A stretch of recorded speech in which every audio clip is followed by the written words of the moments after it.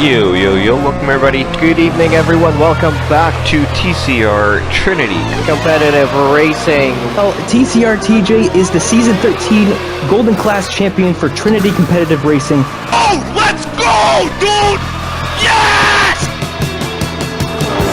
Jabbar on the podium! He's on it by a 10! Gentlemen, side by side through one. And silent, and Seafreeze gets a half spin. Let's fucking go! Wheel bumping.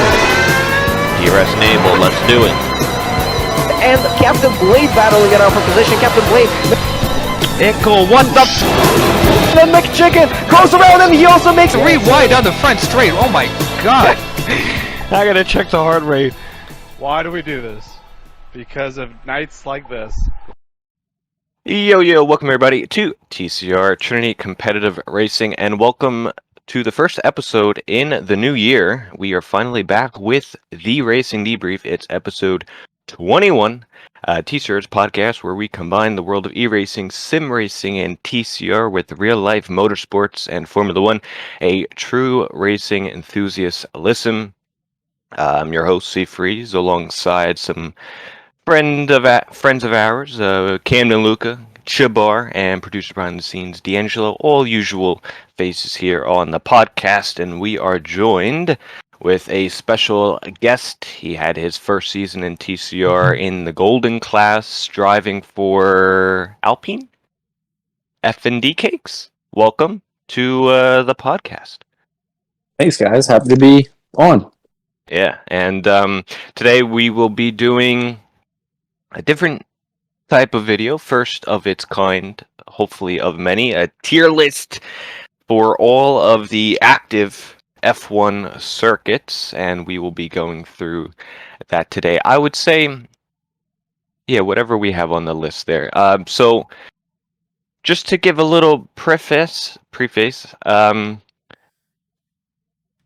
as far as how we'll be ranking these, it'll be on pretty much any factors that you can come up with, but I think some that are key are obviously, is it enjoyable / is it a good lap if you were to do a pretty much a one-shot qualifying lap on it?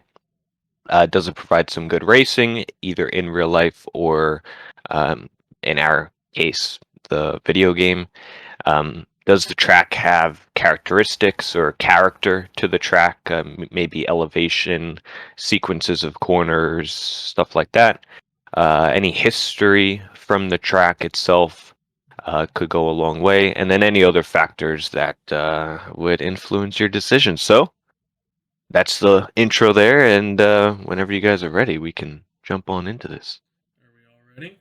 Yeah, I think this is an exciting one. All right. I got my list. Yeah, I kind of I did a little preliminary just gut check list of my own, but I could be swayed in one direction or another on a lot of these, so I'm curious to see where they land. Who will be the big movers? Oh, here we go. All right, our first one is Great Britain Silverstone. Oh, man. What a great one to start off with. Starting off hot. Who'd like to start? Not me. Go ahead. Yeah, Go ahead. Camden, you got something? I do. Yeah, I'm glad I'm going first because I am going to start this off at the highest tier. I think Silverstone is a great track. If you look at the history of F1, it was the first ever race. It's got some great corners such as Maggots and Beckett's, so there's some character there. And I feel like it's generally pretty liked among the F1 community. You know, it creates great racing on the game and in real life. I mean, it's almost as perfect of a track to me, at least, I think, as you can get. I'd have to fully agree. It was my first track I put on a piece of paper this morning when I was going through the track list. I got it on S tier. It's basically, in my opinion, the hub of Formula One in Europe, I would say. It's pretty much the home of motorsport for Formula One. Iconic corners, great racing. It's not always just your DRS pass down the straight. You got left field and into Brooklyn's corner there. Great battles we've had in the past with Vettel and Alonso, and through that sequence there. And I really have no negatives. You really feel the sense of speed through cops, through the S section, Maggots and Beckett's. So I have it at S tier. I think it's one of the best tracks there is. Really no flaws in my opinion. Yeah, I also had it on my S tier. I think it's got a good variety of different turns, good racing in real life and in the game. Just kind of echoing what you guys said. I agree. And I guess I'll just finish it off. I also had it at S tier. Pretty much agree with everything everybody said. And then just talking about the different corners, I think, honestly, Maggot and Beckett's, I think, is one of my favorite sets of corners because it can be, if you hit it, it's perfect and you feel like an absolute god. If you don't hit it, you're going to get caught down that straightaway. So it's a lot of fun, and it kind of makes you think sometimes. It seems like an easy track, but it may be overall, but I think there's a lot to think about. If you screw up, you're gonna get caught. So yeah, I think that's an underrated aspect that we haven't really talked about before. A satisfying turn, like Freeze, like you have your categorizations of turns of like, oh, this one's a low risk turn. There some other phrases, but a satisfying one when you really hit the Maggots and Beckett's feels good. Great sequence. It's one of the most iconic sequences in all of Formula One. Is that section. So the fact that it has that, and you know what, it's one of the higher speed circuits as well. You're on the throttle almost. I would say probably over at least 60% of the time, definitely more, but that was a conservative number. But yeah, no, absolutely great. D'Angelo, did you was this a unanimous S tier? It was definitely unanimous S tier. Okay, great. All right. Moving on. Yes, you have something. That'll be that'll be the easiest controversial one. From here on out, don't fight, you all right? I'll give a little spoiler. I had only one other track on S tier, and I know some people will disagree. I also only have one other track on S tier. Really? All right, interesting. Well, let's keep going. Yes, sir. The next track we have is the Austrian Grand Prix, the Red Bull Ring. Okay. So I had a hard time placing this one, but I threw it up at A tier actually. Wow. I think part of it I'm just enamored by like the views, like the elevation change, the way it looks, give or take orange smoke. I think it looks great. It was also the first track when I started playing the F1 game that I would do time trial on. Maybe because it was easier to pick up, despite the track limits things. Like it's a really fun, quick time trial one shot to do. And then when it comes to racing, for better or worse, like a lot of people are still involved in the race because of the DRS zones, because of the few turns on the track. So I think it's a pretty good one. Oh, wow, I disagree hardly. So I don't have it that high up. I don't have it that far down. I have it right pretty much smack in the middle. I have it at C tier. And although I think this track... Now, let me just preface this also, as well. Through all these tracks, this is a ranking of all these circuits. So personally, I really enjoy all tracks. And some tracks that I might have high placed or low placed on the list doesn't necessarily mean I like or dislike it. It just is where I'm ranking the track, so to speak. So just to get that out of the way. But Austria, I think, is a very short track. There's not much to it. A lot of straights, DRS, short lap time as well. And I don't think it really belongs in Formula One, to be honest. I think it's such a small little Mickey Mouse track that should be in the minor leagues, in my opinion. I don't think the racing there is all artificial when you have 3 DRS zones.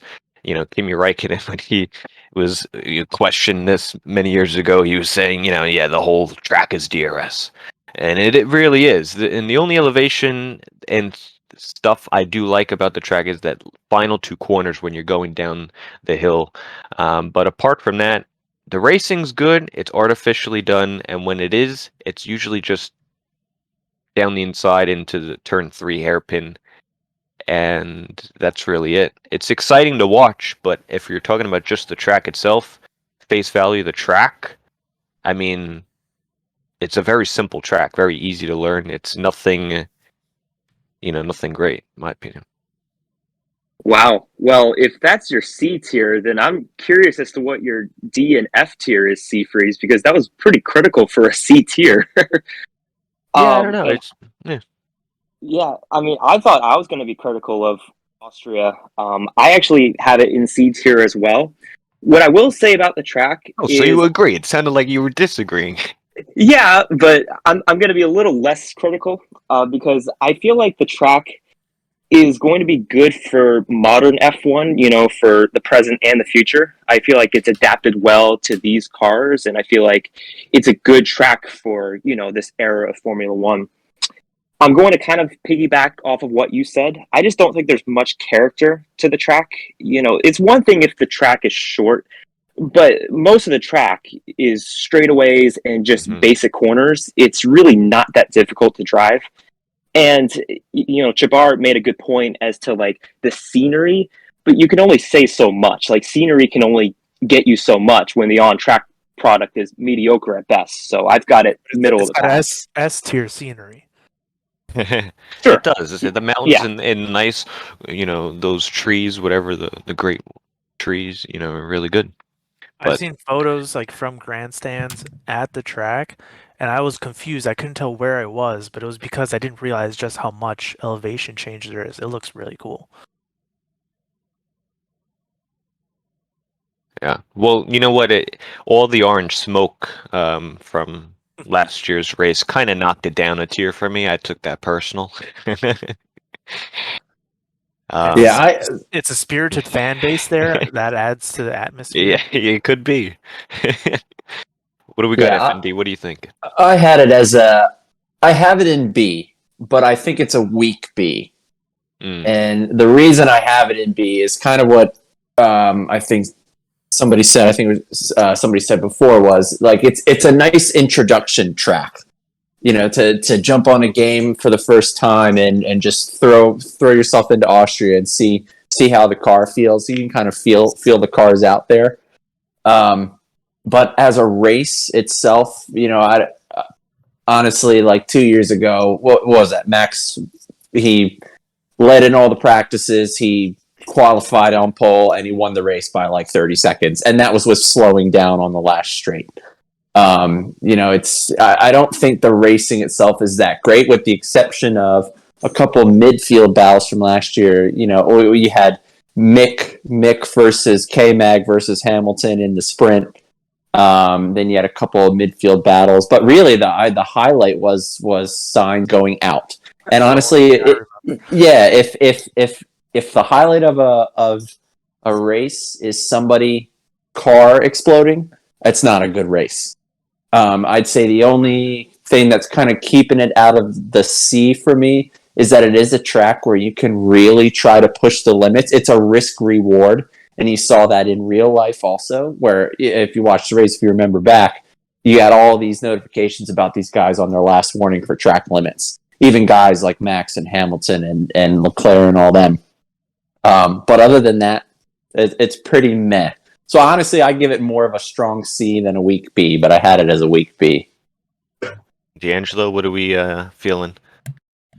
I put it in C too. Like I just find it too easy. Honestly, I like different tracks that are like harder to race on more than anything. Like you have to be perfect. In Austria, you miss a corner, oh well, straight away DRS. Here you go. Yeah, Austria is kind of like that track when you get, when you're a kid with the train tracks or you're making your own track. This is the track you come up with.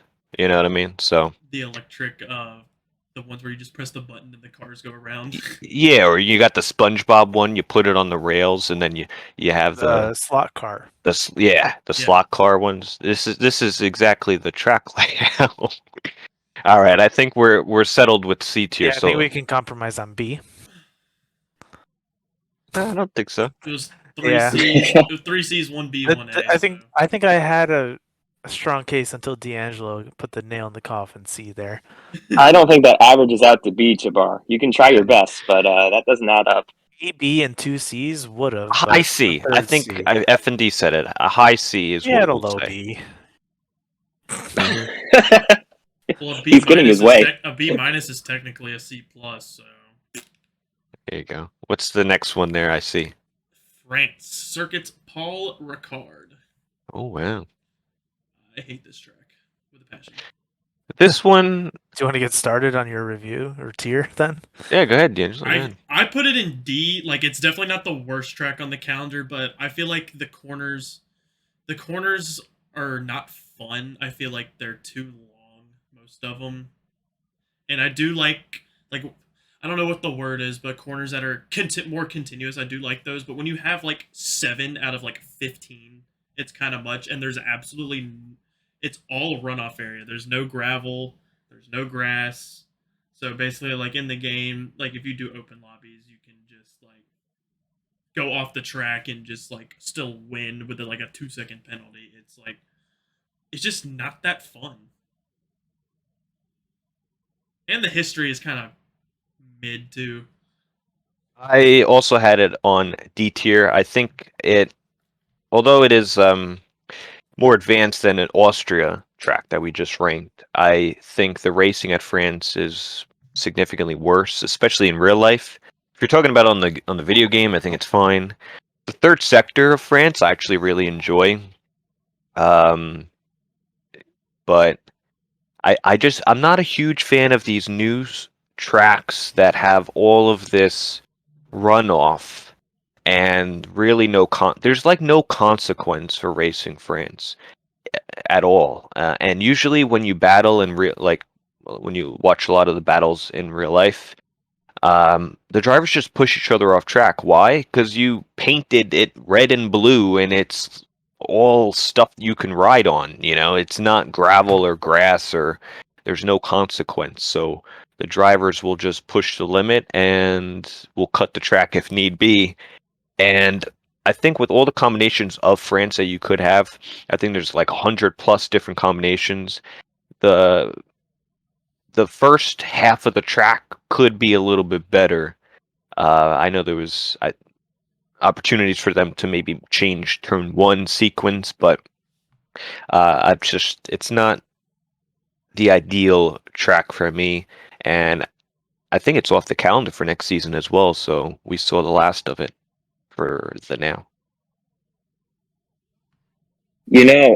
I think I forgot to actually put France on my list because I have all the tracks in front of me. France is the one track I forgot to review, and I think that says everything. So I'm going to put France in the F tier because to me, there is nothing memorable about this track. As a matter of fact, I really can't even name a corner that kind of gives you the goosebumps. Seafree said the third sector is good, but if you compare it to every other track, I mean, every track has a good corner.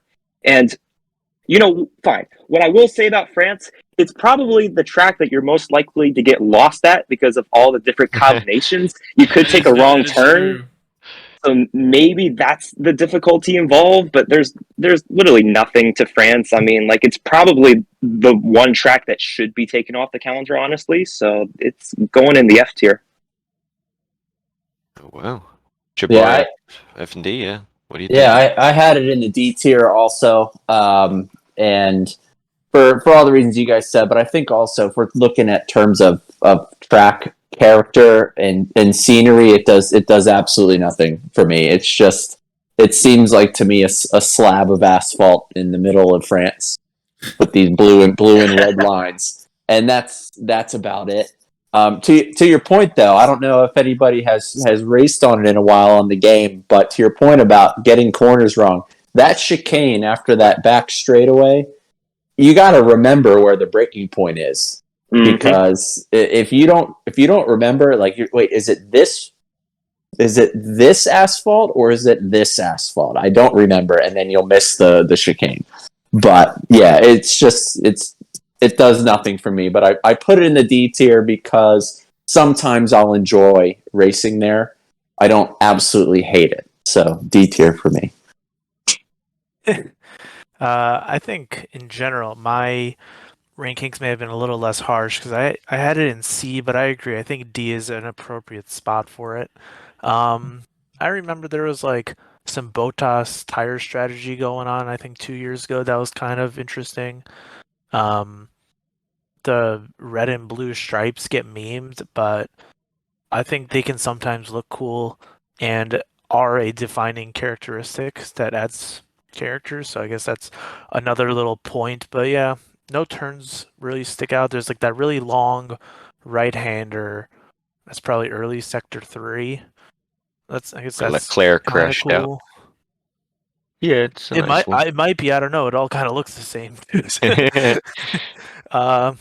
all right. D. All right. Ooh, What do we got next, Angelo? We got Hungary, Budapest. The Hungaroring. That's what it's called.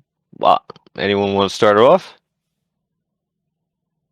Yeah, sure. Right. I mean, here's the thing with Hungary. I mean, I love to drive the track. If we're doing this just based off of personal preference to drive, for me, I'm going to put it in S tier because it's so much like a go-kart track. And I absolutely love tracks that are like that. But to me, that's kind of all that the track has to offer. You know, if you look at the racing itself, it's pretty boring. You know, it's on both the game and in real life. I think there's a reason why we kind of haven't raced there in TCR that much in the past few seasons. And, you know, there is a little bit of history. The track dates back to 1986 when it comes to Formula One. So there's some history there. And as a Lewis Hamilton fan, you know, he's won there 8 times. So it was good to see him win a bunch, I guess. But I'm going to put it in C tier. As much as I personally like the track, it doesn't make up for the fact that the racing there is just boring. So, yeah, I had it one higher. I had it at B tier. I was on the fence, C or B. I bumped it up to B in the end, just because I think it ticks a lot of the boxes for me. I think it's enjoyable for a one-shot quali lap. It's one of the best out there. Very enjoyable to drive. It's that old school type of not street circuit, but old school F1 circuit where you do have some gravel traps and grass on the side of the track through especially that S section. Although they're removing some parts, it's not everywhere, but some parts there is. It's been on the calendar for a very long time, and there's been some great moments through Hungary. Although the battling is not the absolute best, it is possible. Definitely, you see a lot of overtakes from turn 1 all the way up. As far as the fast left-hander, I think is turn 4. We've had some battles with Alonso defending with Hamilton, which gave Ocon the win that year. You see a lot of 1 versus 2 stop strategies with Hamilton and Verstappen in recent years. You had the iconic moment of Sebastian Vettel when he spun off the last corner in mixed conditions and narrowly missed the wall. I think Jenson Button, did he win his first race? Yeah, he won his first race there with Honda. Yeah, that was a big moment there too. So I think it provides a lot of that as well. And I would put B tier. I think it's a pretty handy track. I'll say this one for me as the one I moved around the most when I was making my list here, with it finally falling into C. Because, like you're saying, I think it is a fun one-shot race. It's also one-shot lap. It's also the spot that I did for my little TCR tryout, if that's what you want to call it. They run some laps here and see we'll place you. And then in terms of the real life, did anybody here? Sorry if I missed it. Anybody here mention the nickname that's been given to it? No. Monaco without walls. Right, Yeah. right. Oh, Because yeah, I forgot about because that. yeah, because Interesting. without different points of it or different strategies and whatnot, it really is pretty. There's not a lot of overtaking, and it's not because it's like a bad track. I think it's just there's just not a lot of good overtaking places other than 1, 2, 3, and 4, I guess. And But it's really narrow. I think that's also why it's called that. yeah, and but I think where it gets fun is the last couple years where you've seen some strategy things. So obviously, the 2 years ago where Lewis started by himself because he stayed on intermediates when everybody switched to dry. And then honestly, last year there were some strategy calls. I think this was the one that was peak Ferrari outside of Monaco, where the whole race everybody's talking about how awful the hard tires were, and then Ferrari comes in and puts Leclerc on the hard tires, and it was wrong.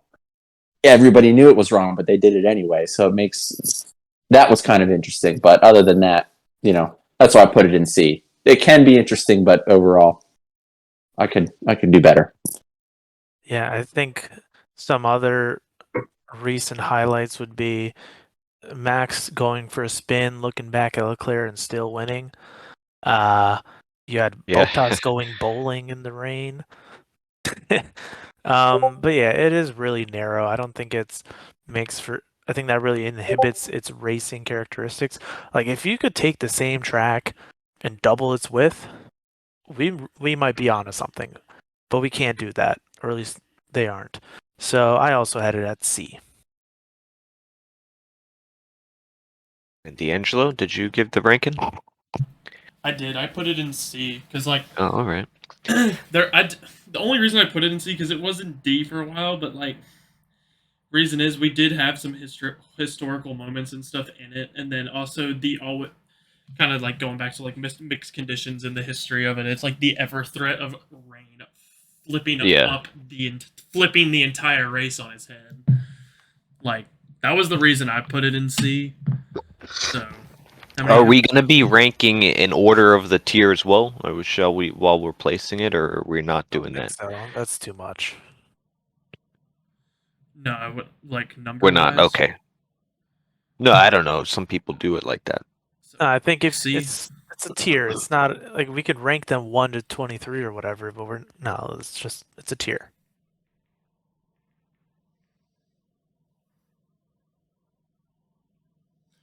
Are we ready to move on? Yes, sir. We have one of my favorite tracks of all time, Spa-Francorchamps. Okay. I feel like we're going to get mixed opinions on this.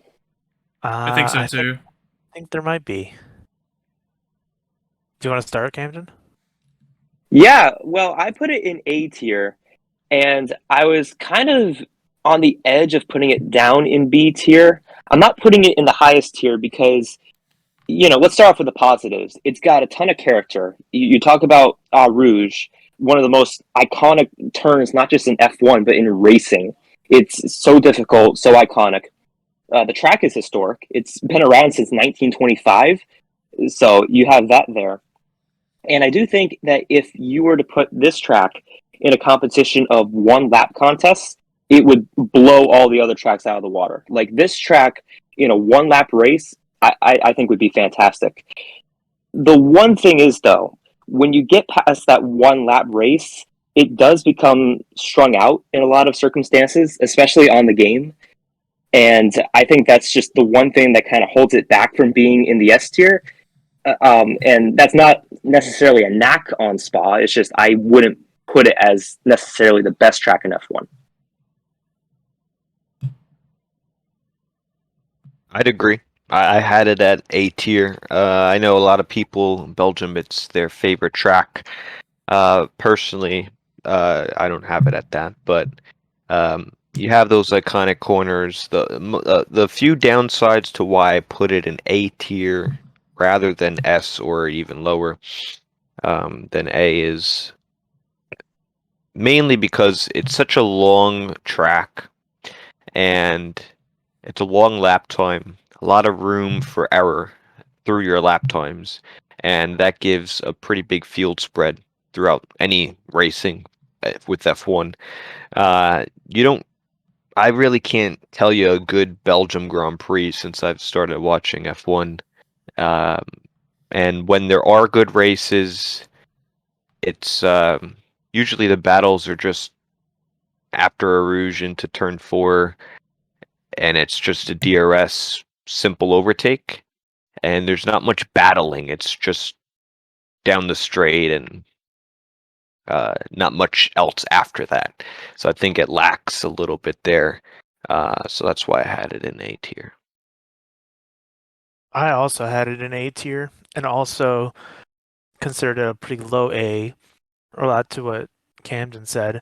And it really is like, I think the character and legacy of it carries it's the workhorse of this track, like Eau Rouge, and then there are a lot of turns that are pretty fun to drive on. As a one-shot time trial track, it's kind of long. I don't know how much weight to put into that, but I don't like that aspect very much. And yeah, the racing lacks. It holds it back from an S tier track, I'd say. But like having Eau Rouge going up that, Radion, very cool. And just one more thing, since you just mentioned it, as far as like the one-shot quali lap, I think why it lacks a little bit for at least us as sim racers is you don't feel the G-forces and sense of speed going down the straightaway. Once you exit out of sector 2, it's pretty much just all straights up until turn 4, with obviously a few corners mixed in, but nothing is really thrilling. Once you get even a Rouge in the game is nothing, but obviously in real life it's probably great, right? Then you look through that middle sector of Puan and there's some other corners throughout there is where you get some more sense of speed, but you don't really get that in sim racing. So unless Yeah, you got the fan and you got the simulator and the motion rig, and then I'm sure it's a blast. But you also can't feel the G-forces watching on TV, and I think we'd be remiss not to mention, shout out Forzan. He hates this track in F1 because it's not laser scan. So I feel like I've heard him say that 5 times. Might as well mention it in here. Agreed. And I had it in A tier also. I teetered on S tier, but for the point about the racing, both in real life and sim, I think I agree. I would even extend the 1-lap race. If, Camden, you said if it was a 1-lap race, it'd be extended to 5 because I've had some good 5-lap open lobbies there. But really, anything after that, it kind of gets, like you said, spread out and strung out. And I know why they did it. I'm pretty bummed that they added those stands in Eau Rouge. I liked the little house that they had at the top there, but obviously they got to add the seats because they're going to sell them. And it had some historical stuff, good and bad. It's got some good calls from Crofty. You've got obviously Here Comes Sebastian Vettel. You've got Lando Norris going around in the rain, George Russell in that same qualifying getting front row in a Williams in the rain. You've got Nikita Mazepin with the fastest lap that race. So, but other than that, I think A tier just for history, one shot, and all that, and I guess character, but can't really put it higher than that.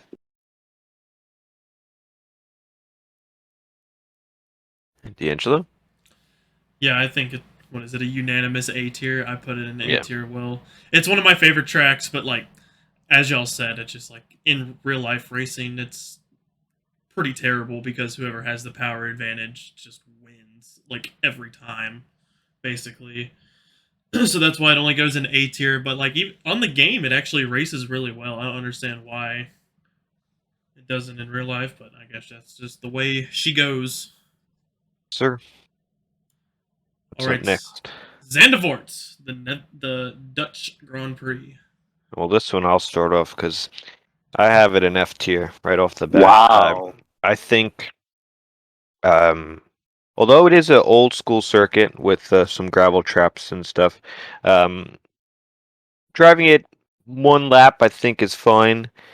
There's nothing crazy about it. I think the only reason they added it, which is true, is because of Max Verstappen. The race itself, I mean, there's nothing to it. The racing, like this year, I don't even remember because I slept through from lap 2 And Yuki. to the end. I don't think the track is great for racing at all, and there's no historical addition to it. It's also in the middle of nowhere, I believe. It's on a beach. Oh, yeah, that's all right. The banking is cool, but if you're gonna overtake, it's turn 1, and you barely see that. I just don't see this track being a good addition to the Formula One calendar when it was announced. A lot of people were skeptical about it. Will it bring good racing? And it didn't. Even with the banked corners, cool. It's something we really haven't seen in F1 before, but leave the banked corners to NASCAR. This track doesn't belong. Oof. So Chavar, just real quick, Chavar. So you said it's on a beach, right? Does that mean it goes in the S tier because of the scenery? No, it keeps it out of the F tier because when you after the race or during the race when you're bored, you can go to the beach. So I have it in D. And why not F tier? You can go to the beach. Ah, fuck your beach. What are we gonna go to the beach? You can go to the beach on a Monday or Saturday. You're gonna go to the beach after the Grand Prix? And like, I don't know. I'm not too like put in F tier. I won't bat an eye. But at least this season, it was one of the funnier Grand Prix with all the Yuki shenanigans of like, does this car work? Does this car not work? All the kerfuffle but that could happen at Monza, and then it doesn't. But it didn't. All right. Sure, D, F or D. Camden, what do you got? I'm interested because you were oohing and on. Yeah, well, you know what? I really was back and forth between D tier and C tier, actually, for this track. I'm going to put it in D tier after contemplating. And, you know, what the reason why I almost put it in C tier is because I do think there is a lot of character to this track. And you said, you know, keep the banking to NASCAR, but I mean, look at what NASCAR's doing. NASCAR's adding, you know, a lot of road courses recently, so you could kind of say the same on their side. You know, keep F1 out of NASCAR. So I don't think it's necessarily a bad thing that they're adding banking to these F1 tracks, and that's something we haven't seen at any other F1 tracks. So that the only reason they had to add it is because they had to somehow improve the overtaking ability. If you didn't have the banking, you'd see 0 overtakes. Right. And even with the banked corners, how much did that help? Oh, it helps qualifying. You know, that's what I was going to get into next. I love qualifying, and I think it's one of the most fun tracks to qualify on. And that's, you know, that's not saying much because really the on-track product in the race is what matters. But, you know, when it comes to the negatives, obviously it's not good for racing. I do think if they made the track a little bit wider, it would be better. I just think it's hard to pass, and that's part of the reason why it's, you know, it's not that great. And the thing is too, like, it's a new track, so as time goes on, we'll see if the track gets better, if there's some memorable moments. But yeah, there's not enough for me to put it in the, you know, in any of the highest tiers, so I'll put it in D. Indeed, D'Angelo, what are you thinking?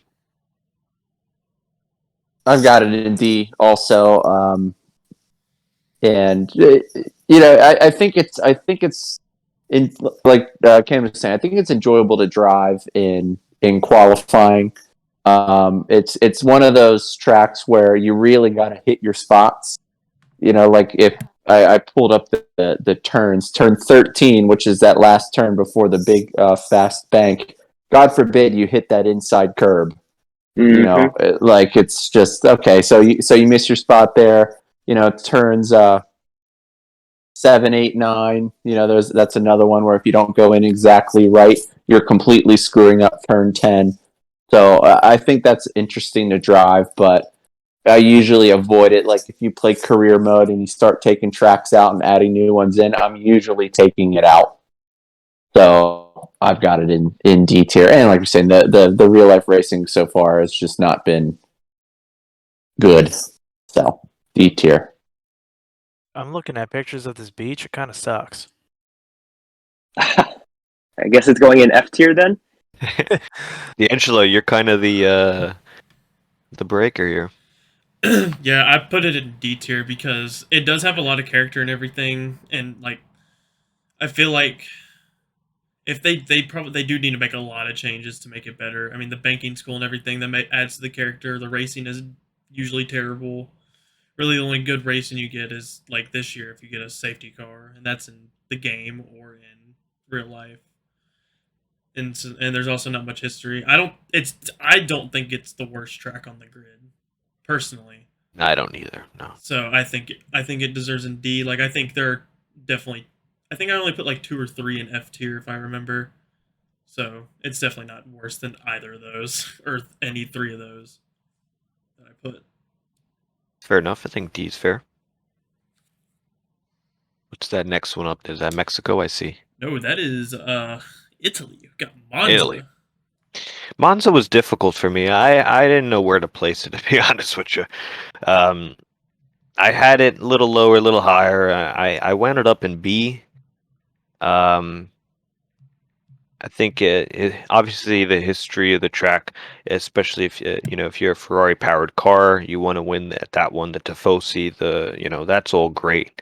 The spectacle of the Monza, Temple of Speed, all great stuff. You do have those iconic corners, Ascari, Parabolica. I just think I could also put A, but I had it at a strong B. Just because of the racing there, it's really just slipstreaming and DRSing off each other, but at, I guess, a higher value than, let's say, an Austria track, so to speak. So that one was difficult for me to place, but you get really good, exciting moments. We've had some great Grand Prix in the past. So I didn't really know where to place it, to be honest with you. I am. Oh, Yeah, no, Jabbar, I'll you follow go. that up because I don't. I have a really similar thing. I also ended up with B for Monza.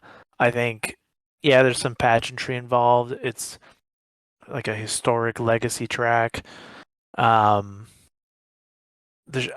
hate driving that chicane. I don't think I can ever get it right. The first one. Ascari is a pretty cool set of turns. But yeah, there's just not much going on either. It's just you got the 3 straights. Basically, it's a little. Yeah, I think overdose. to also add to that is that it's Monza. It's the biggest sequence of corners is only that Ascari section, but there's really no elevation at all. There's not much more character than Ascari really. The Lesmos are cool, Ascari cool, but it's a lot of straights connected with cookie cutter chicanes. It's not. And when you're talking about the sense of speed, if you're doing it in the sim, you're not feeling nothing. You're just, Like topping out, foot on waiting for the the turn. yeah, foot on the pedal, throttle all the way down. There's no Take a sip of water. yeah. Skip to the next song. That's why it lacks a little bit for me. Yeah, I think I'm going to agree here. I'm going to be a little bit nicer. I did put it in B, but just my reasoning is a little bit nicer as to why it's not like in C or any lower. I do think the track is enjoyable and it creates good racing, and those are 2 of the components to this chart as to whether or not it is a good track. And if you look at TCR especially, I mean, we've had some of the best races there in the past few seasons out of all the tracks. So it creates great racing. It's just, yeah, I mean, it lacks difficulty. There's too many straights, and I really think if it weren't for the history and the character, it would be borderline D tier. I think if you just took away the name Monza, I think a lot of people would be contemplating whether or not it should be in C or D tier. But I'll put it in B. Yeah, I had it in B, and I think I just looked it up. It looks like you've got your foot on all the way down on the throttle for 75% of the lap, which okay, that's not very fun. Personally, I think it's a easy-ish track for some reason. I just cannot figure out the Lesmo corners. Like sometimes I feel like I've got it figured out, and then it comes to the race, and I'm backwards. One thing I did find funny when I was looking up the corner names, like just making sure that I can name these right. Every single track map still includes that oval that they have. And I wonder if that's so they can be like, hey, look, what we used to have, we're still cool because we have this oval thing that we don't use anymore. Like they're just trying to remind you how cool it was, but it's not anymore. So, B tier. D'Angelo? Yeah, I put it in B tier. I mean, the history is fantastic. The atmosphere is always great, but it's like there's always something that bugged me about the track, and it's just there's 11 corners.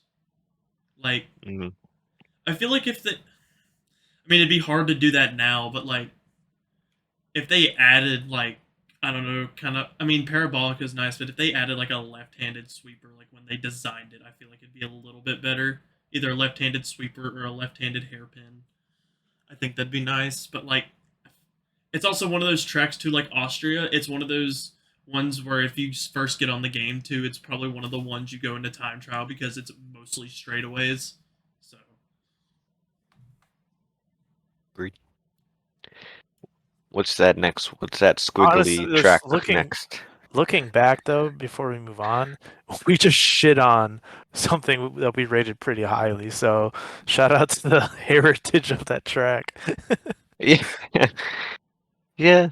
I mean, no, I enjoy the track. Like I said, I mean, there's just I aspects that are just but I think you have to, you have to, I overall. guess, say the I bad think B is right. to rate it. Yeah. We have the I wanna- Marina Bay Street Circuit of Singapore. Mm. F&D, how about you start this one off? Yeah, I was gonna say I want to get to a track where we're not kind of all in the same realm. I want one where somebody's this got one's S versus F. I have this one. I had it teetering between C and D, and I ended up in C. And part of the reason is so my dad. I grew up going to NASCAR races with my dad.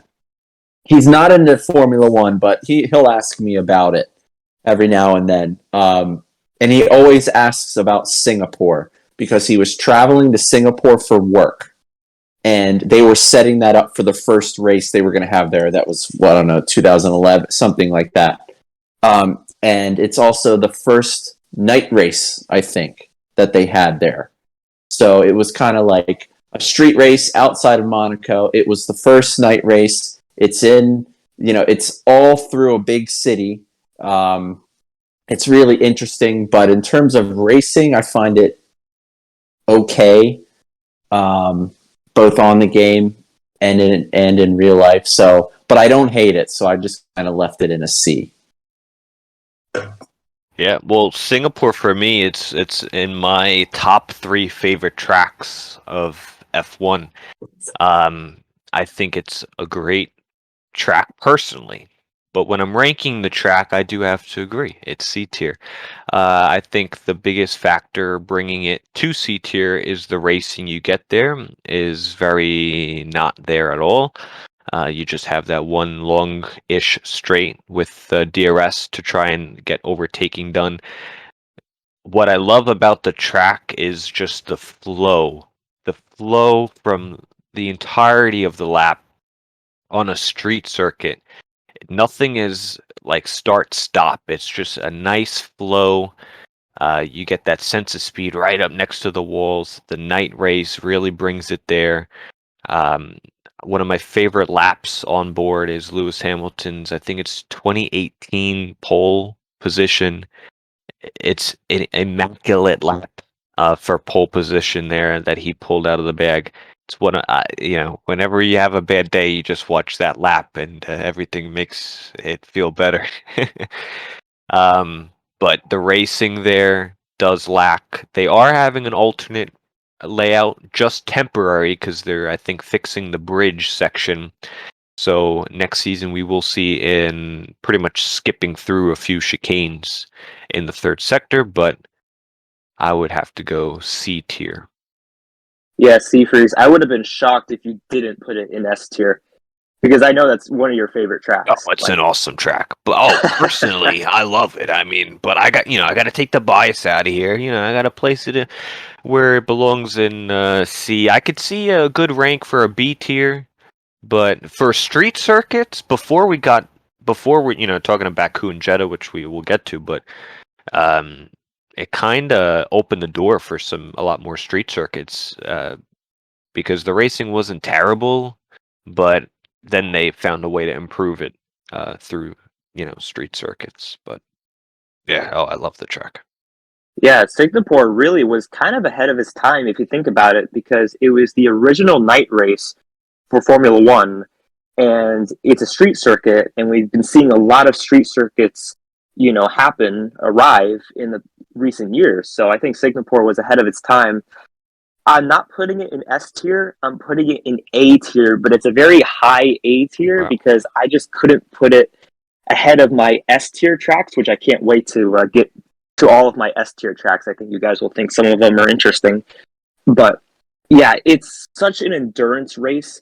I read something to where I think that track is where Formula One drivers train the hardest is for Singapore, because of how tricky the track is when it comes to the G-forces and just how long the race is. And personally, I think it's so fun to drive. I think it's awesome, the amount of corners, how long the race is. So it's a very strong A tier for me. Oh wow, we're gonna have some difference here. All right, someone's got to break the ice. Chabar, D'Angelo. I know how much you like this track, Freeze, and I was hoping you were gonna rank Uh-oh. it higher because I also had C. Ooh. I don't love the flow. I think in the race, this track feels like pulling teeth out for me, and at least You part know of how that. to drive it. You know how to drive it, then you'll love the flow. You didn't let me finish because I was gonna say like at least part of it's definitely me not being good enough and knowing it well, but I don't like it. I'm looking forward to this temporary layout because I can't do that third sector, so maybe I'll enjoy a little more for the next year or two. I don't know how long it's supposed to be. Yeah, first night race, I believe. It looks cool on TV with the night and under the lights. You see the sparks flying, but that's all you see because there's no overtaking. Unless, what happened with Max? Why was he in the far back? Did he locked up one time? Did he have a penalty or something too? Because he was the only an reason. engine, I believe, didn't he? Was it an Yeah, I engine think he thing? took an engine for that race because it was. Yeah, he's the only reason there is overtaking this year. Not that entertaining, and it's so long. It takes forever to watch them parade around.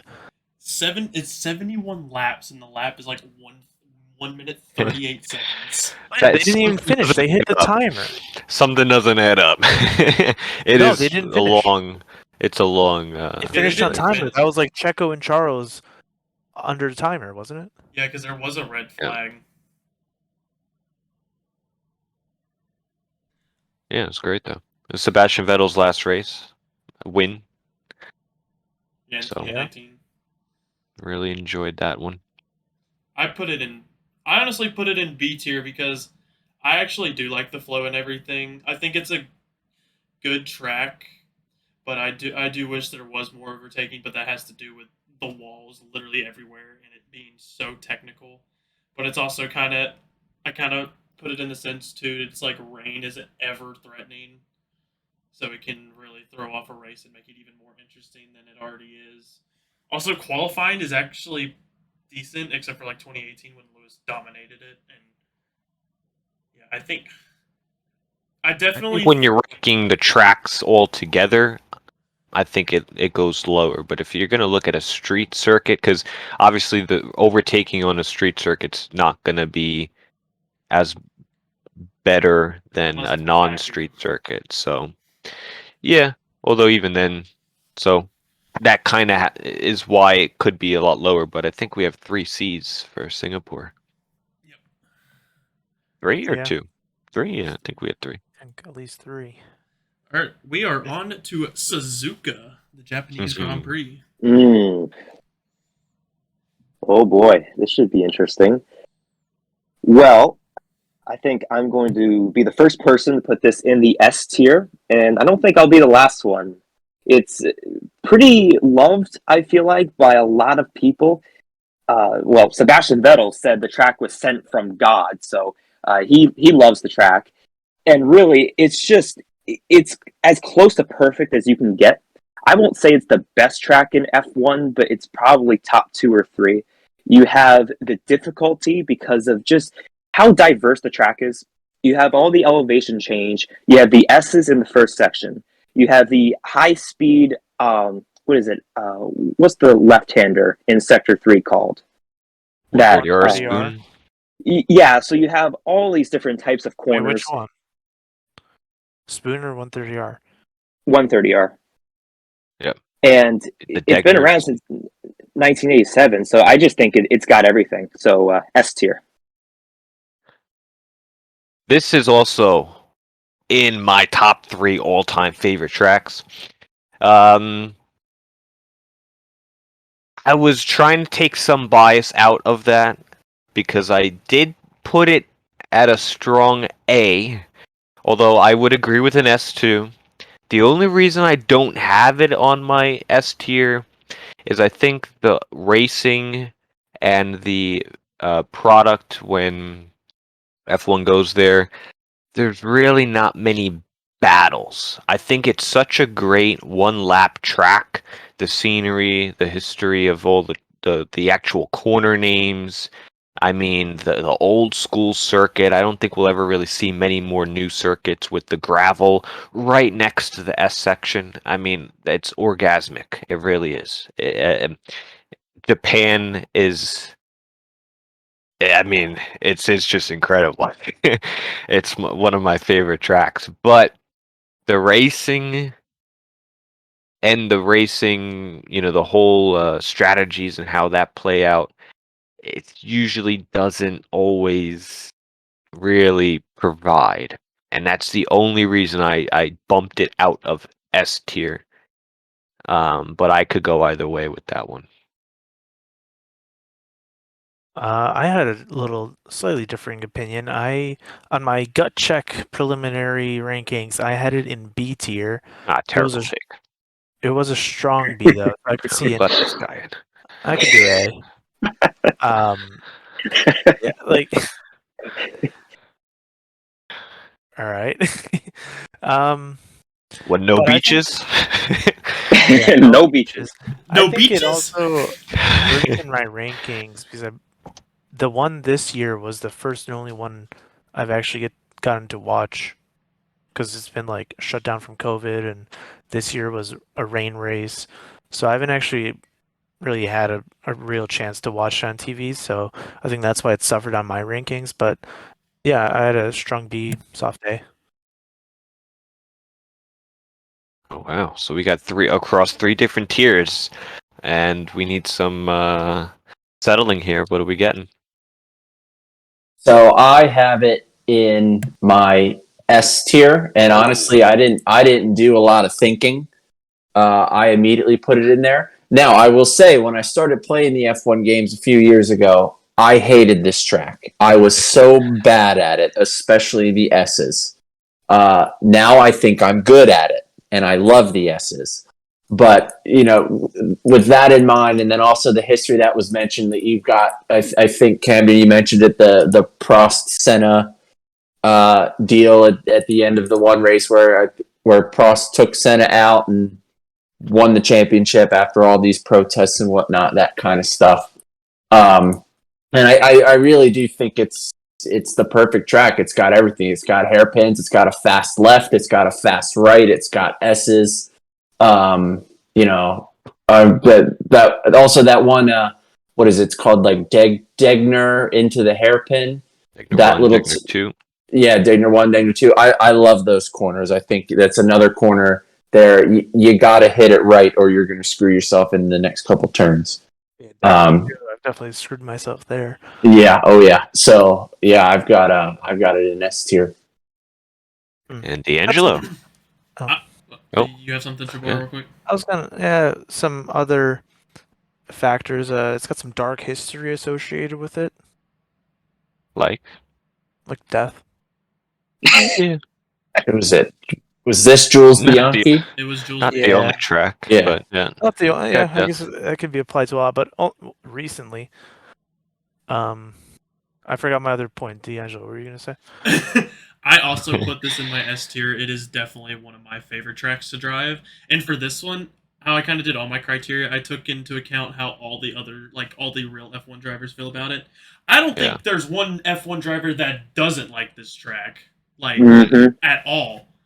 Because even like Lewis said, it was either last year or 29. I think it was 2019, the last year before COVID. He said he during practice he just kept ranting about how he loved the track and everything. And I have to agree. I like racing on it. The racing in the game is 10 times better than in real life for whatever reason. I guess it's just because, especially now, the cars are just so wide that in real life they don't want to risk it as much and everything. So that kind of gives it a deduction and everything, but I still put it in my S tier, like a solid S tier. Yeah, This is although there's also- places to overtake. You have the hairpin. You've seen some overtakes in the spoon through 130R, the chicane. So there are other places to overtake. I think what would really be great is if they added a DRS. I know Into the DRS. 130R. Yeah, but a lot earlier, so it doesn't. You're not going through 130R with. They could make it end before you start turning. If you had the DRS right as soon as you come out of spoon and it goes for like 3/4 of the straightaway, this way you can start to, maybe you don't overtake in 130R, but you might have a chance to overtake in the chicane. I think that would help out with a little bit, just the battling. But I would agree. I would say I would bump mine up to S tier because it's not like you can't overtake anywhere else. There are other opportunities. But I did cut you off, F&D. What were you going to say? I was gonna say, I also recall that this was the scene of our TCR rage quit. Yeah! After that, Yes, it that was. track. I made memes about that. Yep, that was interesting. Another random aspect of this track is one of the few 1 a.m. races, at least Eastern time zone, which I quite like. Yeah, it's also Late night the watch only parties. the figure 8 track in Formula One. Yeah. Oh yeah, I forgot about that. All right. Wait, tunnel and bridge. Oh. Yeah, what do we got next? Is that Moving COTA? on. I see. It is COTA. F&D, Right. you can start this one off. I put this one in A. This was another one that I will say, when I started playing these games, I hated them. I think there's a theme. It's tracks with S sections that I hated.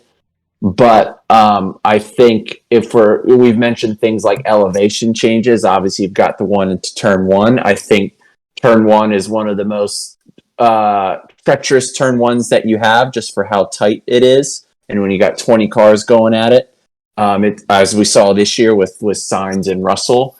And I think it's just got every type of corner, and it's got long straights, it's got hairpins, it's got S's, it's fast and it's slow. I just think it's a great track, but I don't think there's enough history anywhere to really put it up with the ones that I have up in S. So I've got it in a solid A. Interesting. I will disagree. I think this, when you think of Formula One and the hub of the track, the hub track for Formula One, I would say in Europe it's Great Britain. I think for America, for Formula One's aspect, I think COTA takes that spot. I think it has literally everything that you can ask for in a Formula One track, and could be even better in some stages. Even though it was just created in 2012, so really only a decade of racing here. I think over time you'll have more and more history. I think what lacks could be like the corner names type of thing. You don't really have that like Japan or Great Britain or Silverstone. But the elevation up into turn one is unique as any. The S section is extended. It's pretty much an extended period and reflects a lot of Britain. I believe they made it that way. I think the actual corner is supposed to be very similar to or replicate that aspect through there. The long back straightaway with DRS overtaking opportunities. That whole third sector, you're seeing over under side by side racing. We saw great battles every year. You go to COTA, there's great battles. I think it's a really well circuit. It's grown in popularity. I remember, I don't know if it was last Grand Prix or maybe 2 years ago when they brought the fans back and they came back in full capacity from the whole grandstand up to turn one. The hill was covered in people. I think it's a great circuit, and I would say that it's underrated a little bit. Maybe because it's an American track from Europeans' perspectives, but I would have it in S tier. Interesting. Okay.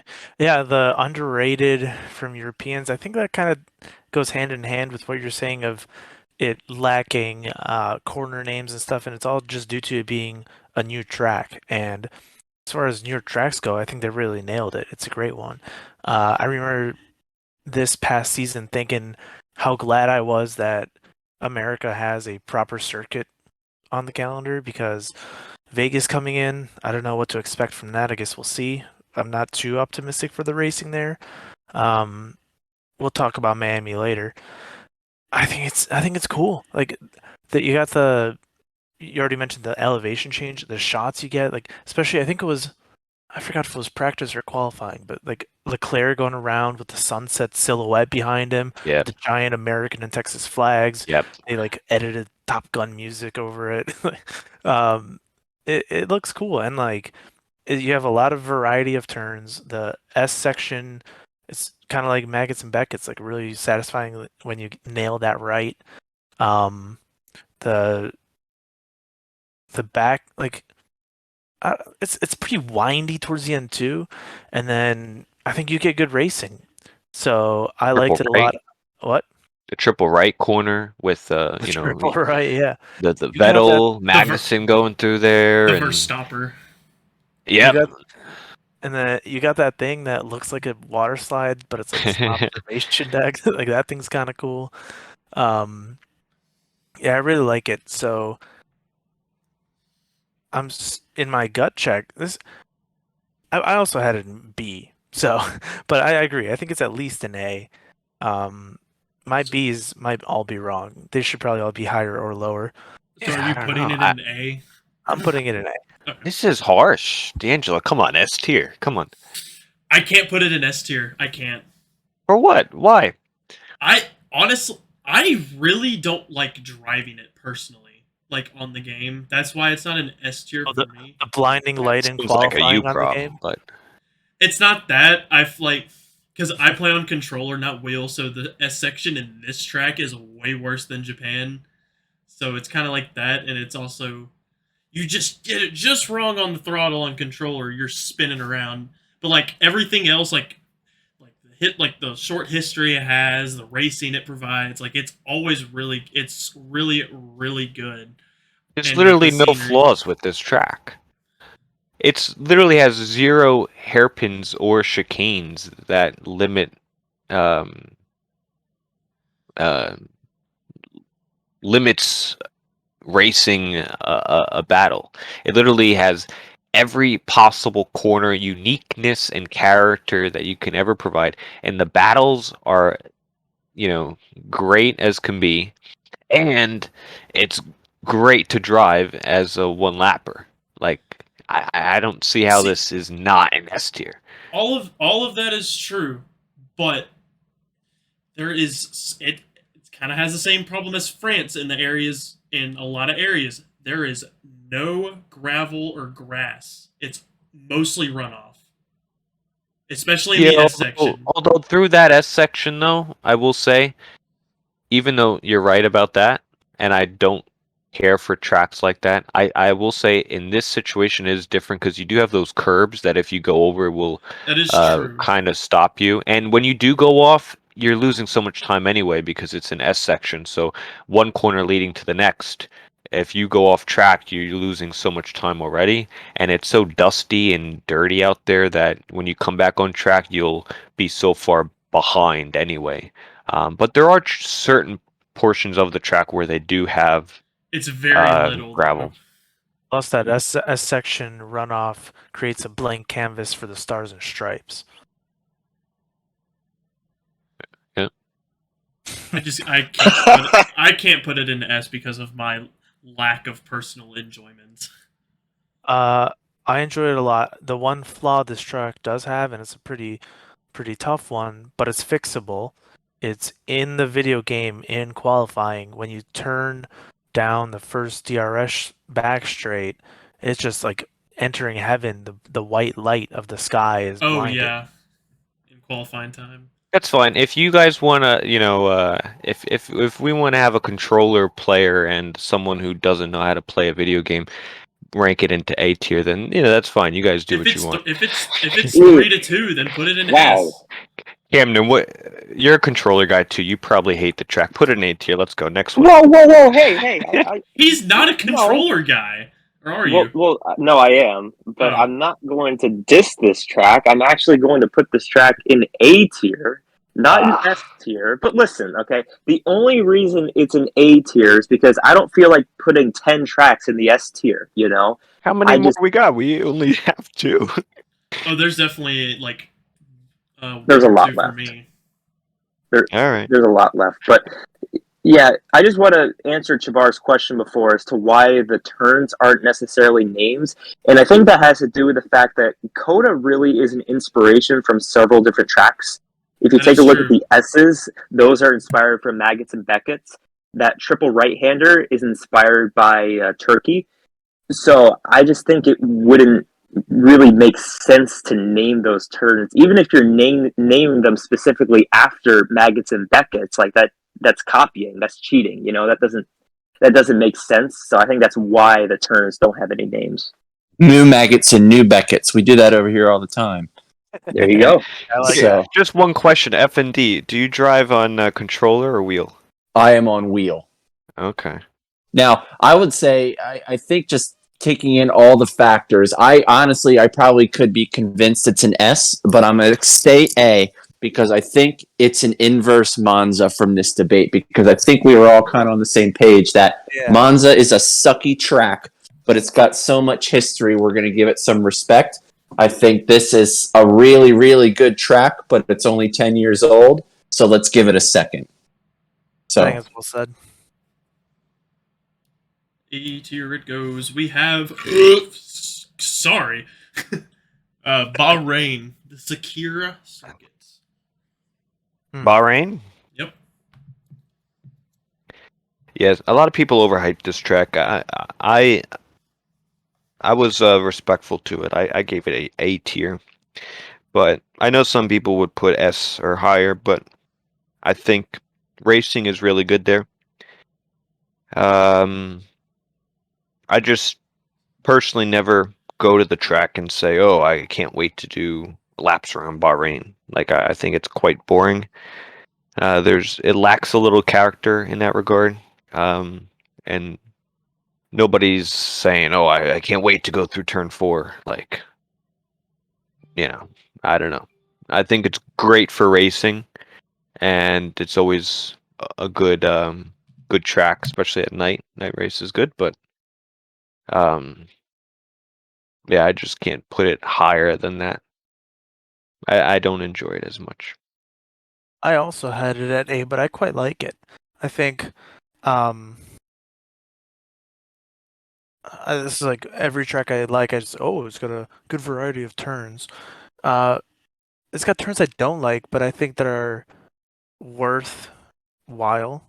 Like turns 1 and 2, I suck at, but it's interesting. That downhill left-hander, I suck at, but it's something.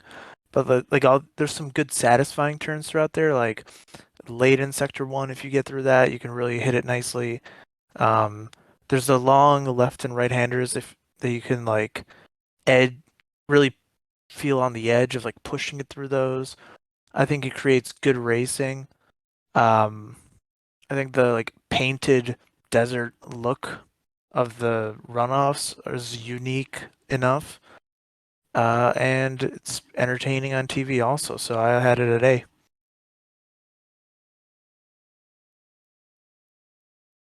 I had it in B. I don't know. I think it's an okay track to drive. I think one thing I find interesting is when you watch the esports guys do that, they take turn 1 in 4th gear. I don't understand how they do it. I've tried. I can't. But that's interesting. But the one thing that I don't like about this track is turn 10, which is that left-hander that essentially hairpin. You try to teach yourself as you get better at the game. Like once you know you're through a corner, you're looking at the apex of the next one. And I feel like 60% of the time I start looking at the apex of 10 and I'm turning my wheel and yet my car is going straight because my right front wheel caught that curb. And it actually is, I was on pace this year in the, what do we call it, the TCR GP. Yeah. Rodillo's 5 lappers. I was on pace to grab a nice little 3rd place in that, and that's exactly what happened to me on the last lap of the first 5 lapper. My right front grabbed that corner. So honestly, I think that factored into my B versus A. But I think the track is, to me, is pretty. It's okay. All right, I'll take it. But it's not much more than that. I'm going to be a little more respectful than all of you guys. I'm going to put this as a very strong A, and I think this track has the ability to go into the S tier if we get some more history to the track, and as the years go on, we see more like great finishes or like memorable moments. But this track is underrated, in my opinion. If you take a look at the starts, I mean, some of the craziest starts going through turn 1, not just in real life, but on the game. I mean, oh my God. We saw this past season in TCR when we did the 5 lappers for silver and golden. I mean, the starts were unbelievably just insane. So you have that turn 1. You have the racing. I mean, there's been some great moments. We've seen like the battle between Lewis Hamilton and Rosberg, I think back in 2015. We've seen so many mechanical issues there, which have caused different winners. I mean, we saw Max Verstappen this year with his late mechanical issue. And we've seen great moments like Perez. He got his first win there after, 10 years of not winning a race. So Modified layout, but yeah. Yeah. It's Although it also had an earlier layout too, the full extended GP version. Right. For this one. Yeah, but I do think there's a lot of potential for this track. It's not S just yet. It's an A right now, but people are underrating this track, I think. And D'Angelo? Oh, I didn't know it was my turn. Sorry. I put it in A. It's kind of a low A, but I kind of feel like recent years have kind of bumped it up to an A more than anything. It definitely could have been put in B, but I do like to drive the track. I feel like the flow is pretty nice, except for turn 10. Turn 10 is the bane of my existence. But other than that, I really like the track. I think the racing there in the game and in real life is always usually really good. I'm kind of agree with Camden. I think it's underrated, but I don't think it's that underrated in the fact where it's a high A, could be an S. So, I think it's pretty strong at a low A. It's funny because like the one corner that is, the one corner that we do recognize at Bahrain is one that is really no one likes at all, which is turn 10. So. That's the only one we recognize. But that's just how unmemorable and terrible it is. I was reminded of a stat. I don't know if it's for Bahrain or for like the first race of the season in general, dating before Bahrain. But hasn't the second place finisher gone on to win the championship quite a few years in a row? It's since 2014. Oh. And Because Nico won the first race in 2014. He won the first race in 2015. Lewis won the first race 2016. Vettel won 2017. Vettel won 2018. Valtteri won 2019. Valtteri won 2020. Lewis won 2021 first race, and Charles won first race 2022. Damn. Well, we know who's finishing second in the points this year. Just look at who finishes second at Bahrain. Or wins Bahrain. Yeah. Right? Yeah. Mm-hmm. Can someone break the curse? Find out in 2023. What's that next one there? I can't see. Mexico. I already know where I'm putting Oh. this one. God. Now, man, all right. It's Here not we an go. F, but No, I was all right with it. I actually don't mind Mexico, but the reason I ranked it so low, I have it at D. I think it could be an F, but I think the layout itself is fine. I think from the S section even to the stadium section's cool, but I feel like it's not needed. I feel like, or they like could have rounded out like that. yeah, they need to straighten it out because you go into that like left-hander hairpin, but then you have to go through this little weird kink that just separates everybody. I have an idea. If they could just straighten that out, you go through the hairpin and then straight into the final corner. That's what I was about to say. That's exactly what needs to happen, and that'd be great. But you know what really kills this race is not so much on the game. No, that actually should help, but because of the elevation, it's the highest elevation track that they go to. The slipstream effect, the engine temperatures, it plays more so like all right, we have to get to the end of the race. The gaps that are made in real F1 and the battling there is really poor, really due to the elevation. If this track was on, sea level, I think this track would play a lot nicer because it is a short lap. It's a short lap time. It's got a long straight. You would think people would overtake and get close with each other, but I think that elevation really kills it, and it's really not the track's fault. It's just the location of the track. So I got it at D. Well, I mean, if the track sucks, the track sucks. That's just how it is. I mean, well, I think every time you go to Mexico, they always point out the elevation at Mexico, and it has a huge impact on how the drivers are able to follow with the engine temperatures. And when you're up that high, the slipstream effect isn't as strong, and there's a lot of different factors there. But it's a neat little track. It's possible to overtake in the game is fine, but real F1, you see these gaps open up. Like usually every time we go, there's only 6 people on the lead lap. Everybody else gets lapped. So not usually great in that regard. No, it's not usually great. I've actually got this track in F tier. And, I'm going to start off with the positives because, you got to start off with the good stuff before you get to the bad stuff. I do love the Mexican fans down there, and especially their support for Sergio. I think that they are incredibly passionate, and I do love that. And the stadium is a good addition. It gives the track some character, but as D'Angelo said, it really just seems like it's just put there for no reason. Like it really just does not need to be there. So now if you focus on the on-track product, it's just shitty.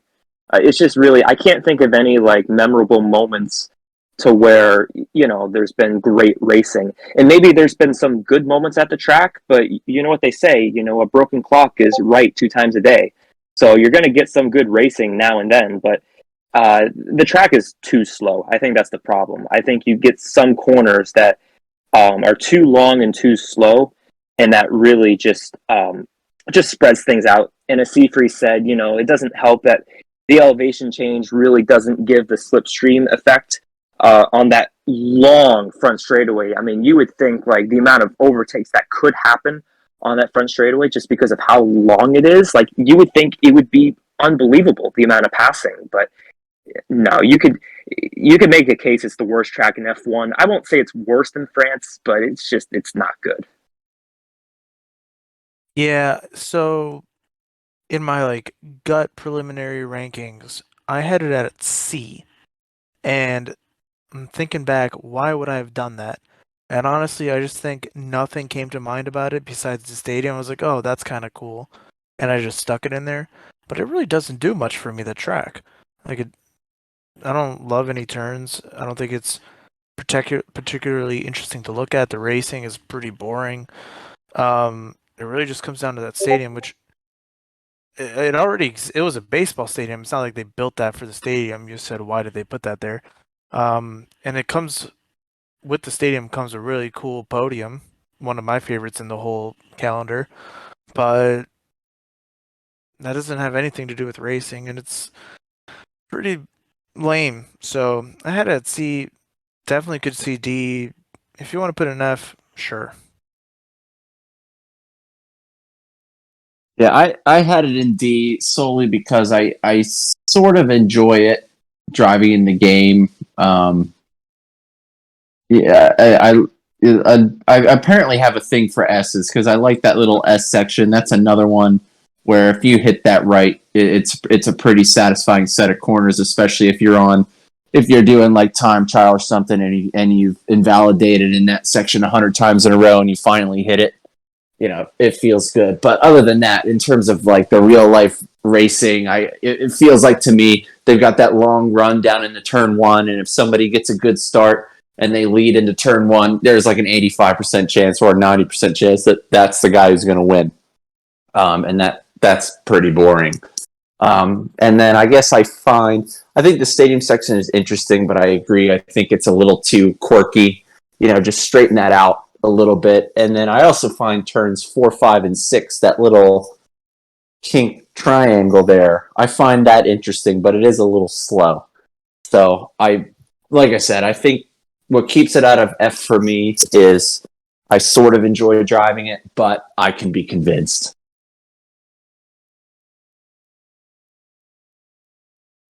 I would imagine it has good food. Oh, 100%. I agree. But I also put it in D because y'all literally just hit everything on the head. Very terrible racing sense.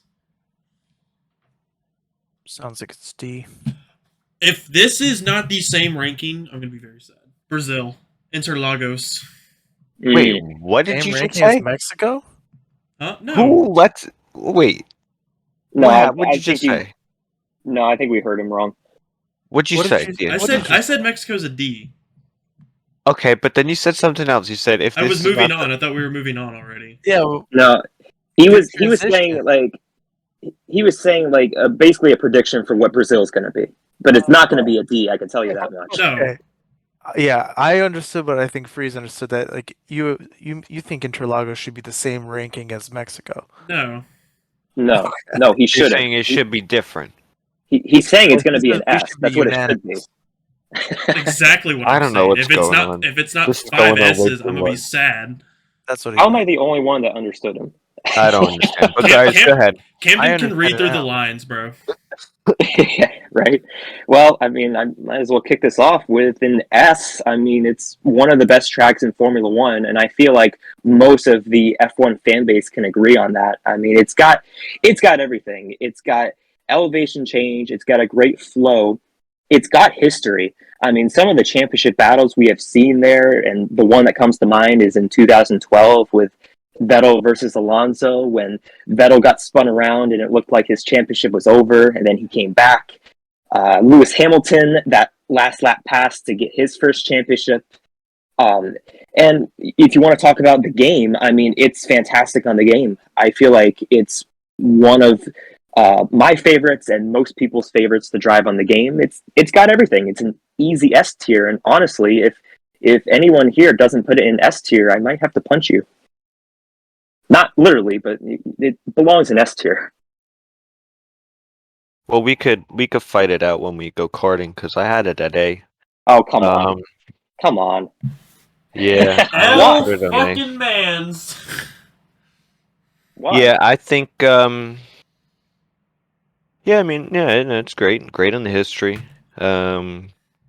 Shorter lap time tracks, so that usually helps. The elevation is nice, and it's enjoyable to drive. I just didn't have it quite at S tier, just due to the racing aspect there. Most overtakes that are going to be happening are through turn 1, and if it doesn't happen in turn 1, you're setting it up for turn 4. And when I look at, I also base my list off of my entire list, so I was kind of saying, oh, well, this track can't be higher than this one because I ranked them there. So I was kind of like trying to make it all make sense. And I don't think the racing at Brazil is elite S tier, but that's why I had it a little lower, just one tier below, in A tier. Because like the racing there, it's like usually it'll happen through turn 1. You'll go side by side, or you'll like try to get someone offline and then just overtake with DRS to turn 4. But that's really all that happens. I mean, when we had Lewis Hamilton have like 500 grid penalties that one year and he still won the race, most of his overtakes are either into turn 1 with DRS, with slipstream up all the way through the hill, or setting up for turn 4. But there was no like, there's never really any battling that happens. If you look at like Britain, COTA, or other tracks, there's sequence battling. It's not just through one corner. Like that's why I put Belgium in A. And that's why I also had Brazil in A, because of that aspect of, yes, overtaking's possible, but it's not like you're gonna see an epic battle. It's usually just, oh, he's coming with DRS and he overtakes. That's the only reason, is the racing. But I enjoy it to drive. Absolutely. I think I stunned everybody. No, a little No, bit. I also had Quiet. it at Go ahead. A, and I was trying to Alright, think thank of you very why much. or why not have it at S, and I don't have a good reason one way or the other. So I couldn't come up with why. Bad for podcasting. One thing I did want to add, which a lot of tracks do this, I think it's cool that the curbs match the flag. You got the yellow and green around the track. It adds character. You know where you are. So I'm glad you said that, because the one thing I kept coming to my head is Brazil is what Austria wishes it was. Yeah. In That's terms great. of it's a short, it's a short lap, but there's something to this track. And Austria is also a track where the flag is in the runoff area, at least in turns 9 and 10, I think. Yeah. But I have it in S tier also for a whole bunch of different reasons. The history, I think it's fun to drive. I understand your point, Seafreeze, about the if you don't get through to turn 1, you're setting yourself up for turn 4. I can see that, but to me it doesn't really. It doesn't convince me to bump it down to an A like you have. I don't know. I don't know what else really to say other than what was already mentioned about the history, and then just like I think I guess that sector 2 is a lot of fun. Where that left right you got in there. I don't know. It's a slower part of the track, but it's another one where you really got to hit it right especially in our game, because if you go wide in any of those, somebody's going to come in and duck right under you. But yeah, I have it in S tier. Also, it has an S in it's the Senna S, right? There you go, Senna S tier. Right. It's not the Senna A, it's the Senna S. it adds great character. And just that sector 2, like the elevation change, especially going uphill in turn 6. I mean, just the inclination just of how much the elevation changes is insane. And I have seen some close moments in turn 6 to where drivers try and make it work in turn 6, and really just I feel like throughout the entire track, I know Seafree said it's a short track. That isn't necessarily a bad thing. No, it's a good I feel like there isn't a moment throughout the track to where you can breathe as like a fan watching the racing, because we saw, like I said, when Lewis Hamilton made that pass, that was in turn 12. That wasn't in necessarily turn 1 or turn 3 or 4, because the racing is still very close throughout the entire track. As much as sector 2 is slow, I think the entire track is entertaining, and we've seen some great moments, such as George Russell's first win, and like we mentioned, Lewis Hamilton coming from the very back all the way to the front, and there's only certain tracks where you can really make that happen. Do I even need to say anything? It's S tier. That's all I got.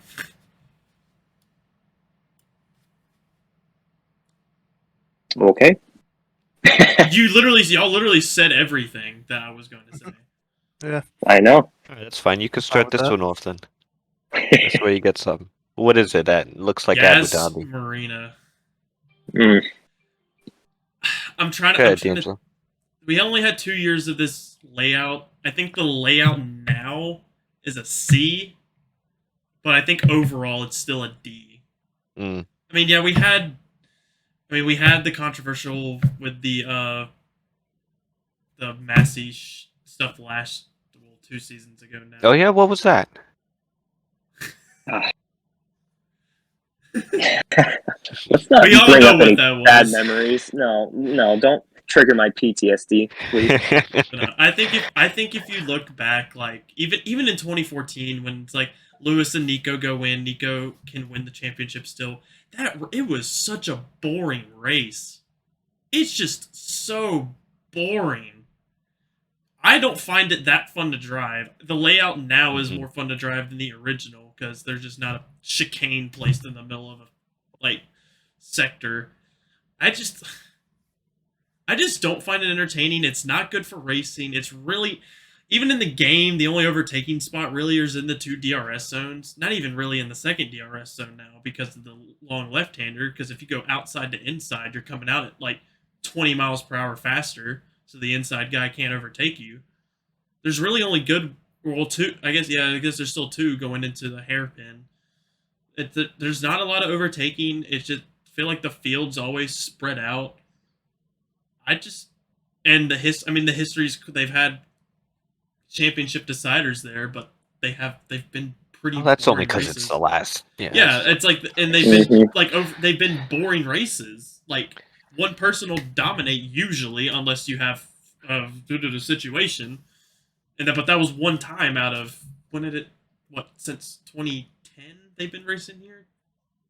Yeah, something like that. Yeah, I don't know. I think the old layout I definitely had at F tier. This new layout bumped it up 1 for me, I think, to D tier. I think it could have even been better. I don't know. The end of the second DRS straight, it really doesn't make sense why they open it up to make such a quick corner, because overtaking through there is almost harder than before, I feel like because it's quicker. I kind of feel like they should have did, like, in Sector 3, they had that, like, double left-hander. I feel like they could have did something like that, or just make it like a not as tight hairpin, like a sweeping hairpin, instead of a sweeping fast left-hander. Because when it's the high speed like that through that corner, the braking zones are shorter, so outside you really can't. Yeah, and you really can't get through there. I do like them taking out that chicane. The first sector is good, but what I really don't like about Abu Dhabi is the whole back section is just like it's like they found, like, this is where we're gonna put the track. It's like they started the track in the 3rd sector and then realized they drew out the third sector, they drew out the first sector, and they were like, how are we going to connect the two? Okay, let's just put two big straightaways with a chicane in the middle. There's just not much just in that middle section of the track. I don't know. They go through under the hotel. They usually always show the pit lane because it's through a tunnel. That gets like the most airtime when we go there, but it's still lacking. It's better, and it's not terrible, but I just think we're still all wrapped up with this older circuit.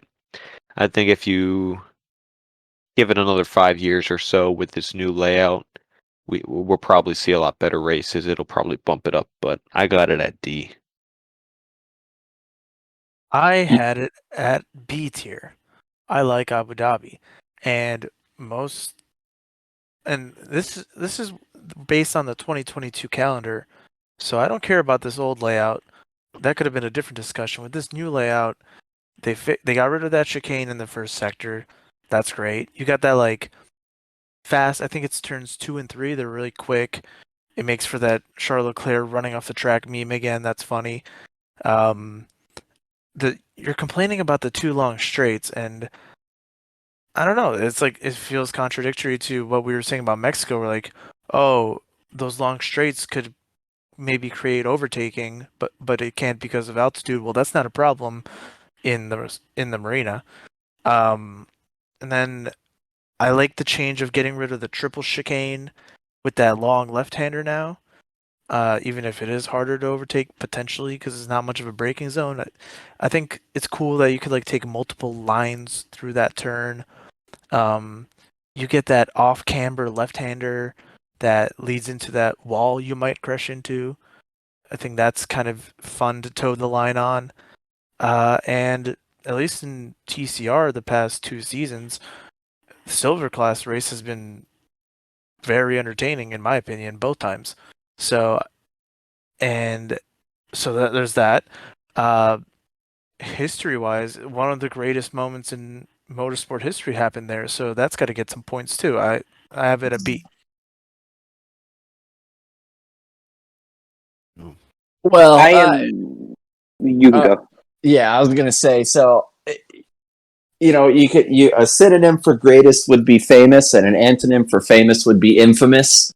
And I think it's one of the most infamous moments in motorsport, just because of the way that it happened. But I get it; it's something that you remember. But if you look at that race as a whole, I mean, without everybody knows who hitting the wall, Lewis was ahead by 15 seconds. Like the race was over, even with the whole Checo backing him up. Checo's a legend thing. Even with that happening, Lewis was still running away with that thing. And then the other, I think somebody mentioned the Rosberg Lewis one, but also the one with Sebastian Vettel. I think I've seen the YouTube video of it 100 times. I don't remember. Was it his first championship he won there where he needed everybody to finish in a certain order? I think Alonso had a shot at it. But I always think about that one because part of that was Alonso had to get past whoever was in front of him. And the whole video is his engineer saying, get past him. And he couldn't the entire race. And I think that's kind of a microcosm of what we deal with at this track. I have a personal anecdote from the Golden Class race because that was a sprint week this year, where I was in third in the sprint and I was behind, I think it was Rockstar, and I was so much faster in the corners than him, but he was just a little bit faster on the straights, and he won out because I just could not get around him in the corners because there's just not really an overtaking corner there. So I have it in D. Just because of I don't think it's a great racing track. I think the moments were manufactured almost. Well, not almost. The moment was manufactured. But yeah, I have it in D. How many tracks can you just say the name of and create such a reaction with the fan base? I think that's it's a real testament to the track. I mean, I think that's a fair point. Even like I said, I made the distinction of infamous versus famous, but maybe there's something to that. maybe that does bump it up. Greatness is an absolute value term. I haven't thought about that before, actually. I mean, really, like when you say Abu Dhabi, you almost immediately think of that. You think of what happened in 2021 in the finale there. And that's the track's most memorable moment, even though it was artificial. It shouldn't have even happened. And I do think what gets forgotten about is the 2016 battle at the end with, I think it was Rosberg, Lewis, and Vettel, the three of them at the front. And it was between Rosberg and Hamilton for the championship. And it was just a couple of positions on track that determined who would have won the championship. So that was definitely an intense moment. But it's in D tier. As much as there's been historic moments for the good or the bad, I think if it weren't the championship race, nobody would even consider putting it in C tier or B tier. And I actually think it's almost a good thing that you take a mediocre track and put it as the championship finale. That way you kind of hype that track up a little bit rather than putting one of your best tracks on the schedule as the finale, because we already know that track is good. So it's okay. I think this new layout's a lot better than the old one. I mean, at least on the game. The races that we saw in TCR this season, silver class, golden class, platinum class, insane. Silver, the end of the silver race, what did we have? 3 people crash on the last lap? But Jabbar, I don't want to bring this up. I know you were one of those people. Right. And then the golden race, oh my gosh, the golden race was just pure chaos. So as much as there's yeah, I mean, it's crazy, but it belongs in D tier. I could be convinced of C. Yeah, But, I enjoy doing a lap around there. D. I think we had 3 Ds on that one. Yeah, we definitely did. And a B. Yeah, majority rules. Don't make me go to This A is and run up democracy. that No, shut up, Jabbar. A for Abu Dhabi. No, What's this one? Is this Jeddah? it is Jeddah, Saudi Arabia. All right, I'll start this one off because I think whoever's on that B tier is a little lonely. So I'm gonna put Jeddah in B just because what's that, Monza? Yeah. Is a little lonely. Literally no, no other reason. that's it. No, I like Jeddah. I think it's a pretty. You know what? When they first came out with this layout, I was really like skeptical about it, but I think it's honestly a really nice, well done street circuit. The only reason I don't really have a reason why I wouldn't put it higher. I think B is properly rating it. There's just a lot of walls. Yeah, you know what? When they first went to this track, and we'll see how it is, how many more years it is on the schedule, but I was really nervous for the safety of the drivers because I knew a lot of people were like when they first went here. Such high speeds. I was like, I cannot believe this got approved. And honestly, I don't know how many years we're going to be here, but it's a great track. Nothing has happened yet. But I do fear. 2 years. I know, it's only been 2 years. But if I'm just saying, it's been fun. For these only 2 years, we've had some good battles already and great memories. But I'm fearful if this is on the calendar for 10 years, if a really bad incident could happen. Because there's a lot of blind corners, high-speed corners where you're approaching walls, and we've seen some gnarly wrecks, especially from Schumacher, really. I think both years we went, it was Schumacher, and the car just gets completely destroyed. And I don't know. It's a dangerous track. I enjoy it. But I think B is properly rating.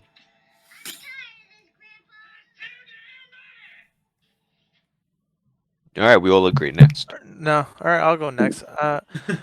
I feel like a lot of people in the Discord, at least when it comes to driving it in the game, love to talk about the flow of it, and I just think it's overrated personally. It's created some good battles in real life. It's created some interesting moments on our races on stream. Like in this year's Platinum race, there was that like 5-car battle or so. That was cool. It doesn't do much. It's kind of like you're comparing it to Monza. It kind of is a lot of like just straight, and I would like more No. variation in the turns. No, are you? No.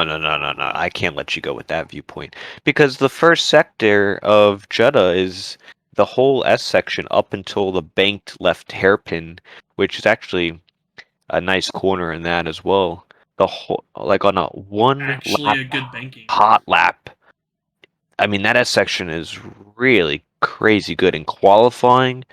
It's like it's almost up there with like, Suzuka and Britain as far as like one laps go. And you're at a street circuit too, so you really do feel the sense of speed. One lap around Jeddah is awesome. And the overtaking with the high speeds, the slipstreaming and DRS, you do see some overtaking, and obviously it is due to the long straights and the DRS, but even then, it's still enjoyable, right? So I don't know. I Right. think So, like I said, people hype it up, and I don't like it, so I think it's overrated. And to your point about the safety of the drivers, there's also the bombs going off nearby. That's a negative. I don't like it. I think C is generous. I also put it in B tier. I really do like the flow of the track. I think it's probably my favorite street circuit. Honestly, I mean, I do like Baku too, but we'll get to that in a little bit. But I think objectively, Jeddah might be the best street circuit for a street circuit. It's my opinion. Shut Okay. up. Okay. It's got for a street. My opinion, objectively. Yeah. I'm going last on this one. I mean, oh boy. It's got good flow. It's high speed, which we don't really see from most street circuits.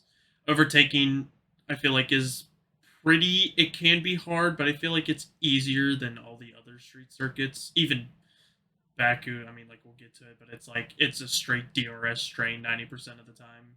At least in the game. I mean, you do see easy overtakes in real life on Baku, but like, I feel like the battles, because you'll just see car behind another car through like the S section in sector 1, and then like the little kink lefts and rights, and then they go into the DRS straight, literally engine battle all the way to, what is that, turn 19, the final corner, 20? I don't know.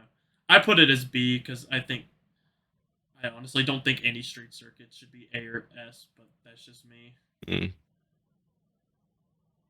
Yeah, I also have it in B, and I really, really like the chicane in turn 1 and 2.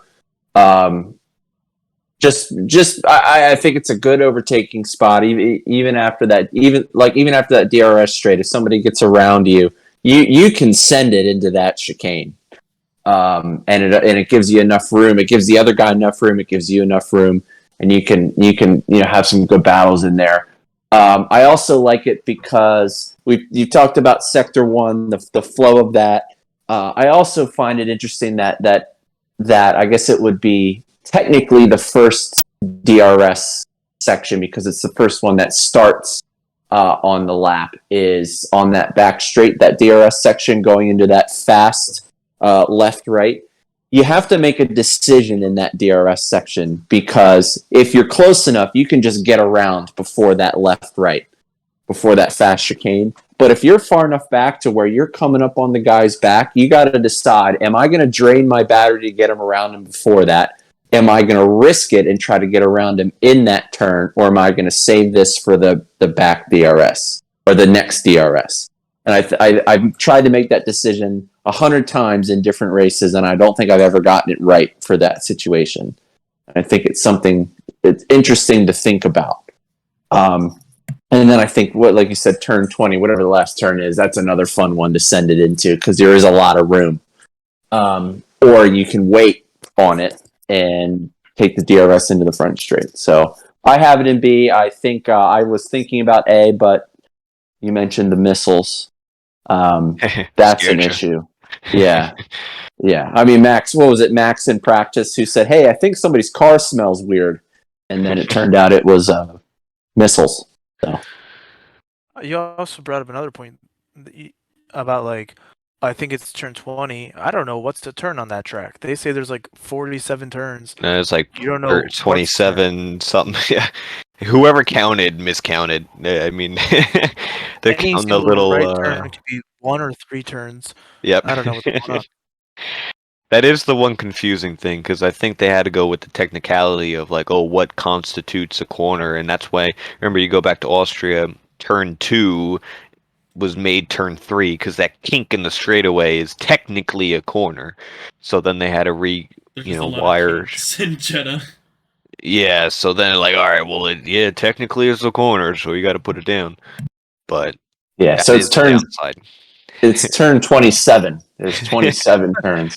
And it reminds me, if you mentioned that, it reminds me of turn 2 in Austria is not turn 2. That is straightaway 1. I don't know. Yeah. But Yeah, it doesn't make any sense. But what's the next one there? Australia? Whoa, whoa, whoa, whoa, whoa, Oh, whoa, did whoa, you? whoa. Oh, all right, I hasn't thought you were gone done. yet. I think we I'm have gonna three bring Bs down. though. Well, I'm gonna bring down the average a little bit here. Well, we have 3 Bs majority. Well, I am putting Saudi Arabia in the D tier. Terrible take. Go ahead. Well, just hear me out, okay? I think we all like tracks to be fast, but I think there's a fine line on how fast can a track be, and it's getting to the Yeah, point fair. to where this track is just too fast to where it's dangerous, because you not only have the fast speeds, because you have tracks that are fast like Monza, but when you have the walls that are right against the apex, I mean, you're just asking for a potential fatal crash. And I mean, we mentioned the missiles. I think that's an outside thing. I don't think it's fair to judge the track because of outside sources, although it's not smart to necessarily put a track that is in danger of being literally blown up. But also, too, like the track itself, like there's no diversity. Like it's literally just fast, and the track consists mostly of just a bunch of half turns. That's why there's 27 corners, and 10 of them are like combined into this like 100-yard area. Like take a look at sector 1, like turns 4 through 12, like you can get through there in like 5 seconds. Like to me, that's not a racetrack to me. Dude, Like 12 maybe is that's all, just that's all that section. maybe. I mean, how many? Like, look at COTA in like Maggots and Beckett's. Like, you don't see 12 turns in the S's there. Like, it's just a bunch of half turns. And maybe Chabar was right. Maybe they counted the turns wrong. Maybe their terminology for corners is just incorrect. But it just, I don't know. Maybe it just hasn't, rubbed off on me because it's just not something we've seen before. This type of track. But it's just fast. That's all Yeah, it is. right. It's just fast So, and dangerous. so you're putting it in the D tier because Camden Luca doesn't have any balls to drive it. Well, I mean, I'm not good at the track, no. But like, seriously, think of it this way. Back in the early ages of F1, right, the races were dangerous not because of the tracks, but because of the cars and the fact that there wasn't technology in the cars to make them safe. Well, we're in the year 2023, and we have a track that is definitely capable of possibly killing somebody. I mean, Mick absolutely. Schumacher is lucky to be alive. How have we taken steps backwards in safety, not because of the cars, but because of the tracks? You look at NASCAR, right? They've taken steps backwards when it comes to the cars. The tracks are really safe because you have the safer barriers, you have everything there. There's just no excuse for this, I feel like, for a track like this. It just doesn't make sense, That's why We could put a restrictor plate on the car. I don't think that's going to How help. would that work for F1? Bump drafting, pack racing at Jeddah, I think is awesome. Speaking of which, we had a great. We actually did have some pack racing in Platinum class in this last Grand Prix. Great battling there, and it is a fun circuit. But the whole intent for this track was to be the quickest circuit ever. I think it is. I think it beats all tracks to be the quickest, and the quickest street circuit at that, and also the one with the most corners probably, and at least in F1. So its intent was right. So Also stupid. yeah, All right. Australia. So what was that 3 Bs, a C, and a D? Yeah, we got three. Three, Should be three, some sort of one. average, not majority, not the plurality. No, I think it averages out to a B. I think you guys are It'd be like a majority. B. so. It'd be like a B minus. B minus. Yep. Yeah. Yeah. Australia. Albert Park. Yeah, Jabbar. I had it. I had it at D. Which, looking back and having seen how this has gone, it seems pretty harsh. It's one of those park tracks which we haven't talked much about today. So track aside, I think it's cool that you could like bike it and everything when it's not in season. It's also a 1 a.m. race. The track itself, I'm trying to think. The layout recently changed, and I think it changed for the better. I'm trying to think of what the actual changes were. They strained some stuff out, I guess. The last turn's tough, and of recent history, the racing hasn't been good.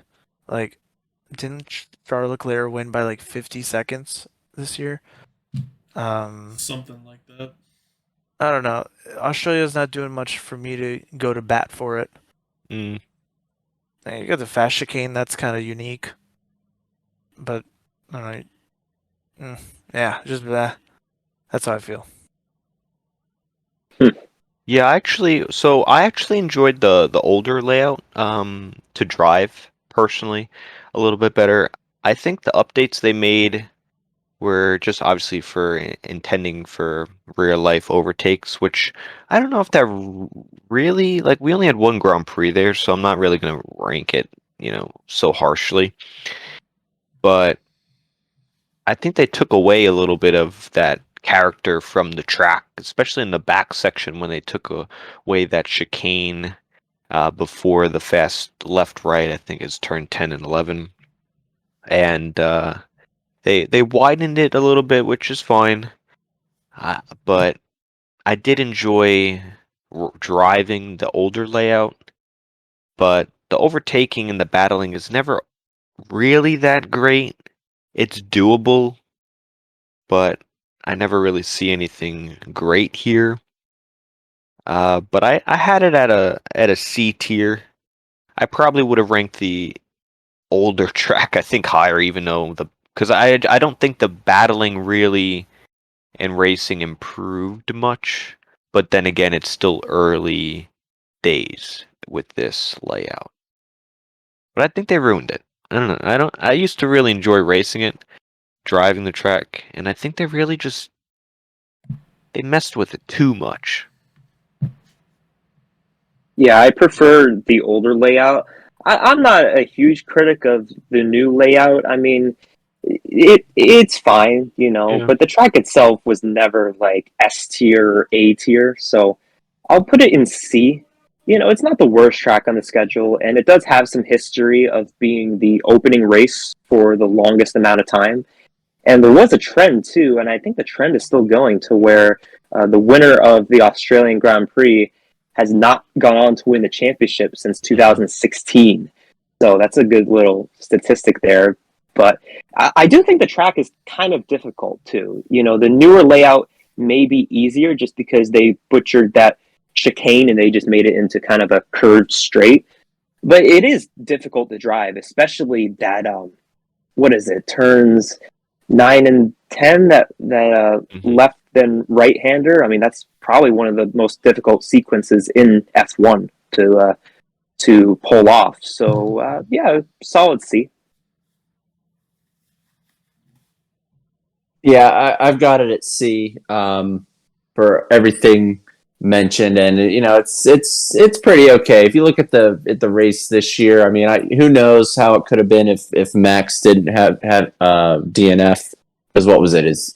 yeah, what was that? They had a fuel leak or something like that. I think it was a water leak. Yeah, something like that, but with him out, Leclerc won by 20 seconds. I remember seeing a video from the back section of the track right after the fast chicane where somebody videoed Leclerc going by, and it felt like an eon before the next car went past.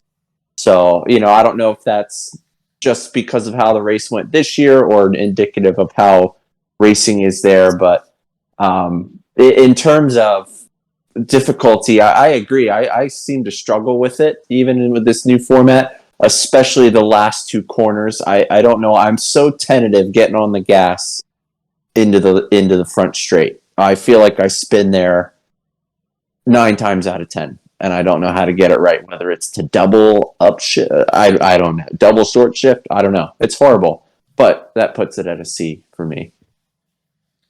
I also have it at a C. I actually kind of like, the only part I don't like about the updated one is the stupid 90-degree that they just added. Yeah.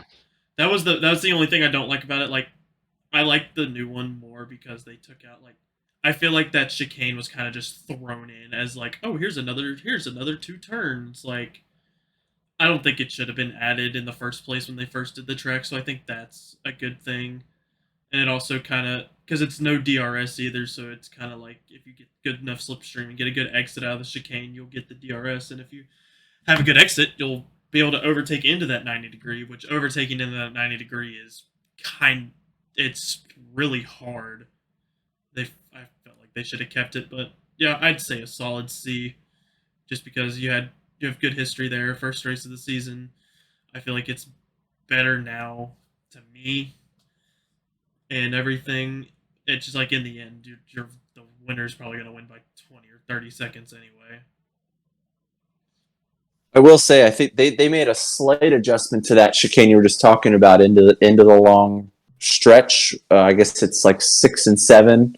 I think is that chicane. I think they widened it a bit or something. So, or they made it a little less of a turn, like decreased the degrees. I don't know. Yeah, well, they widened a lot of the track. I think they widened turn 1, 2, turn 3, the final penultimate corner. I mean, they did modify it a little bit of a lot of everything. I like that one because I think you can hit it a lot faster, but it's also a risk reward because if you just miss your line there, I mean, like that's in the TCR race this year in Golden. I was trying to keep a gap on whoever was behind me, and I went a little aggressive, and I got a track limit in 3 seconds, and I was now positioned further back. But it was a risk reward because I needed to keep him at a certain space. So. Yeah, I know what corner you're talking. That chicane you're talking. They actually did like the corner, like the right hand part is not as sharp anymore. Right. It's more sweepy, I guess is the right word for it. Ooh, sweepy. Sweepy. C tier. Oh, this one will be interesting. Emilio Romagna, Imola. We had the same reaction. Yeah. Oh man, I just had some pizza tonight. It was good. I think it's a good track. Has a lot of character to it. I think the one lap is fun to do. I think it's one of the more difficult tracks on the calendar since it came back. There's a lot of commitment corners, a lot of just kind of throwing the car in there, and it's also old school circuit. You got the gravel on the side of the track trying to keep you on it. The only thing it lacked for me was really the overtaking and the battling aspect of it. There's really only turn 1. Everywhere else, it seems like you just have to wait for the DRS on the main straightaway. And I think for me, that's why it knocked it down so much. I originally had it at C tier, but I could probably go a little bit of anywhere with this one. It was kind of hard for me to place it entirely. Interesting. I put this in B tier, kind of a low B tier, but I just think it's one of the more diverse tracks in F1. if you take a look at like the amount of high speed corners, the amount of chicanes, that final chicane in Sector 3 is insane. Just the amount of air that you can get from hitting the curves in that chicane, it's hard to hit it right too. It's a very tight chicane. It's hard to hit that corner right. And also the elevation change, especially in Sector 2. I mean, it feels like you're climbing a mountain when you go up, the elevation there in Aqua Sector Minerale. 2. Right. Corner sequence is great. Yeah. And also, too, I've noticed that the F1 drivers love it. George Russell had a quote. I don't know the direct quote, but basically he said, I fucking love it. So it seems like the drivers like it a lot. It's a difficult track. It's diverse, so it's a solid B. I could see it. When I think of Imola, I don't think much, and I had it at D. I think it's pretty narrow. I don't think that's good for racing. When I think of racing moments, I only think of mistakes like Leclerc messing up the chicane, Russell and Bottas tangoing in the grass. One of the most pathetic DNFs ever in history.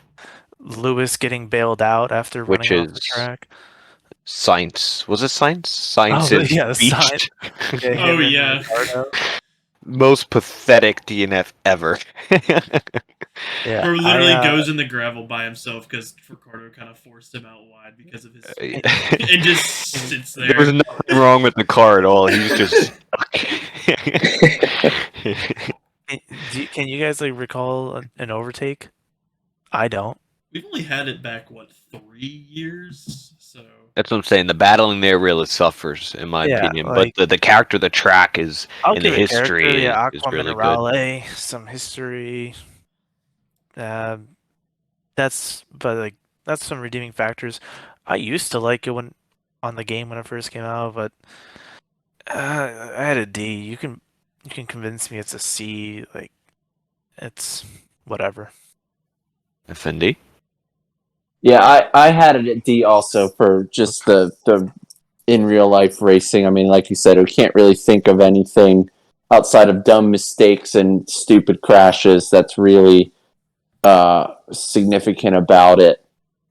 And really, if you think in the past, the only thing I can think of significant, I mean, I'm not that well versed in the history, but the only other thing I think of is where Senna and I forget the other guy's name, Ratzenberger, I think they died the same weekend, right? I mean, and I know the track was a little bit different then, but I think it is as a one lapper. I do enjoy it a little bit. What is it? I think it's 10, 11, and 12, or 11, 12, 13, that kind of where you come down the hill and sweep right and back up the hill.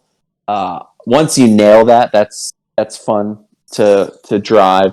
But other than that, I think it's kind of a forgettable track. I don't understand why they did a sprint race there last year. I think sprint races are better for tracks where you can pass. Otherwise, you're just it's like a 22 lap formation lap to me to do a sprint race there. So I got it in D. Yeah, the only reason I wouldn't put it in the D tiers, if you look at the other tracks all in the D class, I think Imola is just a lot better as far as one lap around it. It's a lot more enjoyable. I see it more like a Hungary, where it is enjoyable to drive, but it is narrow and it's hard to overtake. So I don't know where D'Angelo sits, but yeah, I have it at C. oh, here we go. Yeah, I have it at C, honestly, because I do like the track. I do like driving the track. The one lap is definitely nice.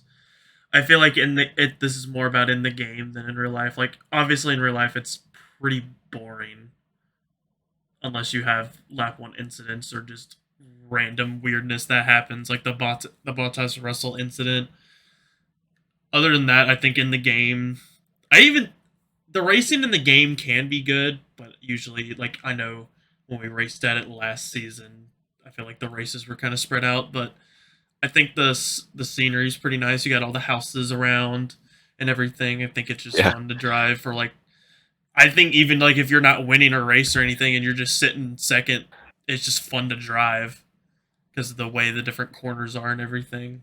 That's why I put it at C. It's definitely not the worst track, but I don't think it's worse than France, Netherlands, Mexico, or Abu Dhabi. Yeah. So what do you say, Camden? You gonna go for C to swing the Yeah. vote? Well, I mean, my B was a pretty low B, Low so B. yeah, absolutely. All right, that's a C for Imola. Oh, this one will be fun. What? The I Miami can't even- International Autodrome. Oh. Oh boy. We've only This should had be one interesting. race, but It was my only F. I agree. I had it at F as well. I think it has potential. The big thing they that need to I change hate it. about this track is the Entire underpass chicane Oh yeah. section. I think if they can figure that out, I think you can have a little bit better racing. But that disturbs the flow of the track and the battles significantly. Even in the game sim racing it, we did 100% finale at Platinum, and I mean, for the cockpit runners, I could say myself, you can't even see the chicane apex. It's a blind corner, and it disturbs. You just lose so much time through that section to where it's even hard to overtake, even with that long straight. If they could figure that out, I would probably bump it up. And we only had one race there, and the one race we did have was a sleeper. F tier. Yeah, I don't think we had good races. I hate driving it personally. I think like the Miami branding of like the teal and the stadium in the background's kind of cool, but at the end of the day, it's a parking lot GP. Yeah. That doesn't get me going. The fake marina, I will go to bat. I think that's hilarious. I love hope they that. keep it, maybe It adds extend it. character. It adds so much character, and it's so fitting for Florida too. I think It's such a Florida thing. it really is. And like I kind of alluded to this earlier, like I'm really glad we have COTA because if we had this in Vegas as the only U.S. Ugh. tracks, we might be in for a tough look. At this point, just go back to Watkins Glen. Fix that shit up and just go back. I would love that. Great. I agree. F and D, Camden. Yeah, I have it as an F for a whole bunch of factors. I mean, we're gonna see this in the World Cup in I guess 3 years now, where it's not in Miami, it's in Miami Gardens. That's an hour from Miami, just like in the World Cup. No, the game is not in Boston, it's in Foxborough. The game is not in San Francisco, it's in Santa Clara. Like the United States likes to do that sometimes. It's not in Miami. Yeah, right. And yeah, one thing, how many tracks have opened with a bunch of people protesting that it's opening? It's not even like a racing area. They just put it. Really? Oh, okay. There you go. Well, but I might be talking on my ass. Sorry. Maybe, but they just put it in a neighborhood. People didn't want it there. It's not in Miami. I hate that chicane. I hate it in real life also because it actually kind of screwed. I don't know how many of you know this. How much it screwed Mick Schumacher's race up because he was actually having a pretty good race that day, but Alonso just didn't hit the chicane right. He cuts it completely and took Mick out of DRS. He was part of that long DRS train. Takes Mick out, which allows the people behind him to catch up, and that's when Vettel and him had their little issue in the first sector. But Alonso got like a 3-second penalty, and Mick's race is over just because Alonso cut that chicane because he did it wrong. I mean, I think that's fundamentally an issue. If somebody screws it up, they benefit from it. And I think, the scenery's stupid. The football stadium looks stupid. I hate the football stadium. I hate the team that plays in it. I don't know. It's dumb. The trees, the overpass, like I just hate the track. I think the scenery looks great, especially the F1 game, but I mean that doesn't impact my scenery. B plus. Yeah, I will say one funny thing from this. Obviously, you got that long straightaway, so that was the last year or the last race of the year. I was racing it, and I had COVID. And I don't know if any of you have had COVID before, but you get this fog, it's called COVID brain, where you almost just zone out. I zoned out on that back straight, and if you miss your braking point on that back straight, everybody ahead of you look out. I almost took out about 7 people coming down that straight because I zoned out at the braking point. And I remember, Camden, you were commenting that I pulled into the pits what looked like to just be my pit stop, and I retired. And you and TJ were like, why is he doing that? That's why. Yeah, so I had COVID. I almost took out 4 people, and I quit. So. Oh, well, that explains it then. I remember that. Yeah, so it also factors into my hatred. I didn't enjoy the race this year. Yeah, I mean, I think we're all in agreement here that this is an F. I'm going to put this in F too. And I think the one thing this year that the track had going was the hype. And soon enough, the hype is going to be gone because all that hype is going to go to Las Vegas. I cannot see this track being on the schedule for a decade. It might be 5 or so years, and then it'll be gone. But, I mean, the whole event was just cheesy. I mean, we talk about the fake Marina Bay. We had Martin Brundle, going and being like, are you Patrick Mahomes? Wait a minute, you're not Patrick Mahomes. He looked like a clown on the grid. The whole thing was just kind of a joke. I'm sorry. It just wasn't a good look for F1. It was in Miami. That's great. But, the track is kind of broken. The whole event was broken. It just didn't work. The one thing it wasn't in Miami. Yeah.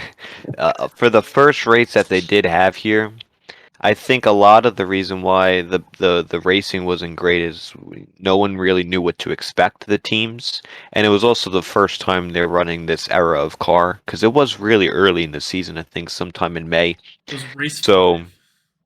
yeah, they didn't really have much info on this circuit, as well as the cars. A lot of, that was when we still had a lot of the porpoising issues and stuff like that. So I think over time, even with the same circuit, it could improve, but I think they'll definitely have to update that chicane, get rid of it. And I think this could be good. It's just, it had a bad opening first race. All right, we move on to Spain. Well, I want to add one more thing about Miami. You talked about the hype. I think the post-race shenanigans were silly. The helmets were kind of fun. Whoever was doing the post-race interviews with Chuck Leclerc, that was bad. But Willie T. Ribs, I believe, was his name. His name? I don't know. Yeah. But the Martin Brundle grid walk I thought was hilarious. It was more fun than the race. Yeah, but that's every week though. I mean, every time he does it, you got the stars coming out. He I feel like he messes up on purpose. I think it's also producers in his head. No, it's just so funny because I could see Brundle just being the guy, he's just not on social media at all. He doesn't follow what's going on in today's world. And the Formula One is go out there and talk with all the celebrities that you don't know. Go talk to this TikToker. He's like, oh, what do you do for a living? Oh, TikTok. Yeah.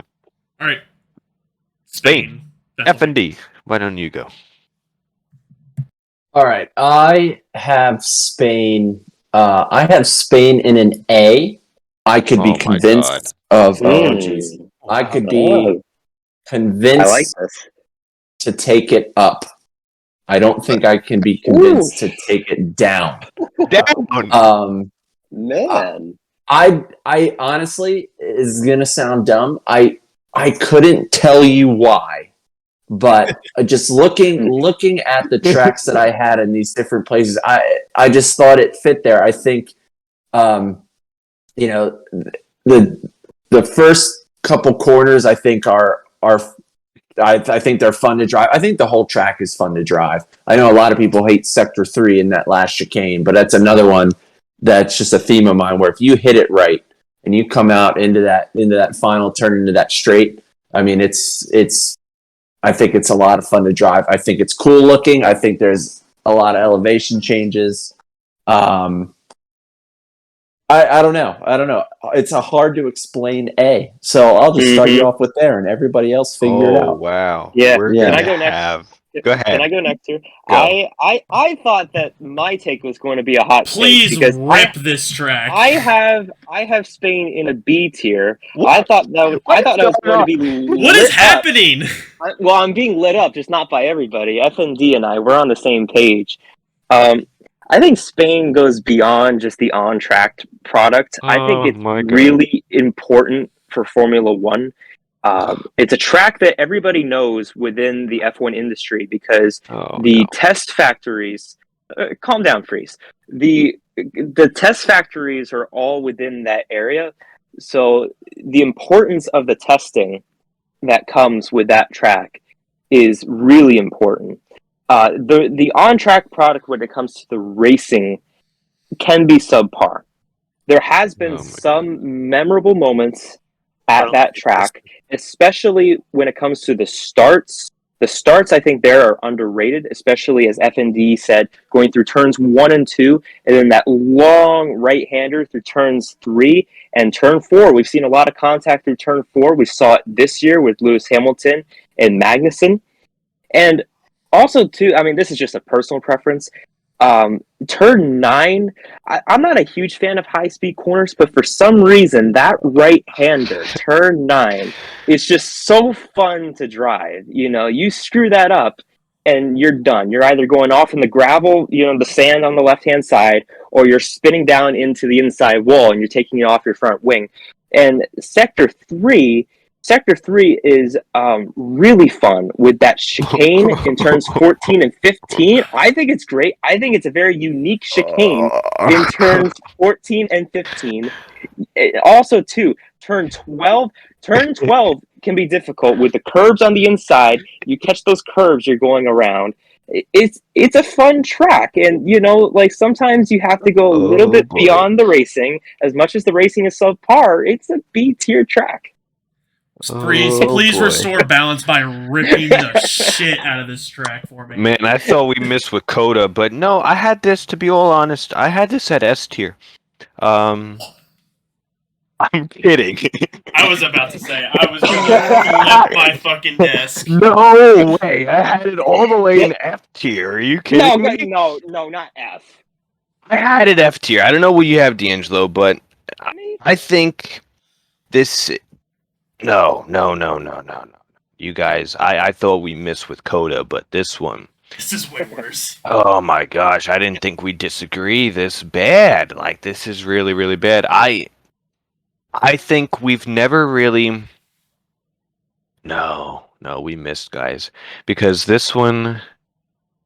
The big reason I had it that far down is, firstly, it's just such a boring track. There's no overtaking, like, at all in real life. There's really no action. There's the battling. Okay, you could go through turns 1, 2, 3. All right, cool. Oh yeah, on lap exactly. But you're not gonna see that all many times. I mean, you're never seeing a race come down to like a great race. It's usually someone wins by 20, 30 seconds. The revision they did at the end of the middle straightaway, they made it actually worse because they made it a quicker corner, so the braking zone is shorter and the overtaking opportunity is worse. They should have extended that straightaway and made it more of a hairpin, slow, big braking zone so people can actually have another opportunity for an overtake. And then don't even get me started in the final chicane. Like, obviously there's been safety reasons why they haven't brought it back to how it, I guess, used to be, but that just kills all momentum. I don't think it's a Formula One track, it's a MotoGP track, and I think Spain deserves better. I would be accepting of a D tier, but I think the mass majority...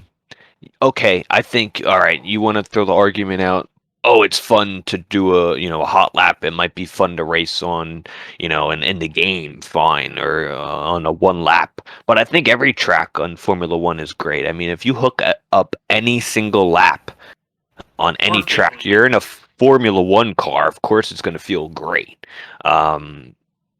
No, Spain for me, I could see D tier, but I think a mass majority of Formula One community has this as like equal to Abu Dhabi on the old layout. It was really, really bad. This is F tier, man. Can I ask a quick question? So I just want to be specific. So you said it's a great MotoGP track, right? And it's a pretty notable track, when it comes to all these different racing series.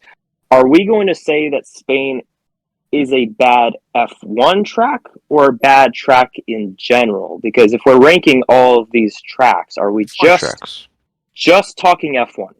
Yes. This is Just F1 F1 track specifically. tier list. Okay. All right, just making sure. Yeah. No, absolutely. So I had. You said F tier 2? What'd you Me? have, D'Angelo? I have an F tier. Okay. Jesus. Okay. I had a new answer. I had a D tier. And honestly, like the only reason was probably because my friend that lives in Spain went, and I saw his photos from the track, and like the elevation change looked kind of cool. But it's like I think it's a dull track with. It looks dull. The turns are awkward. The racing is dull. But thank God that they do testing there. Oh my God, what a redeeming factor.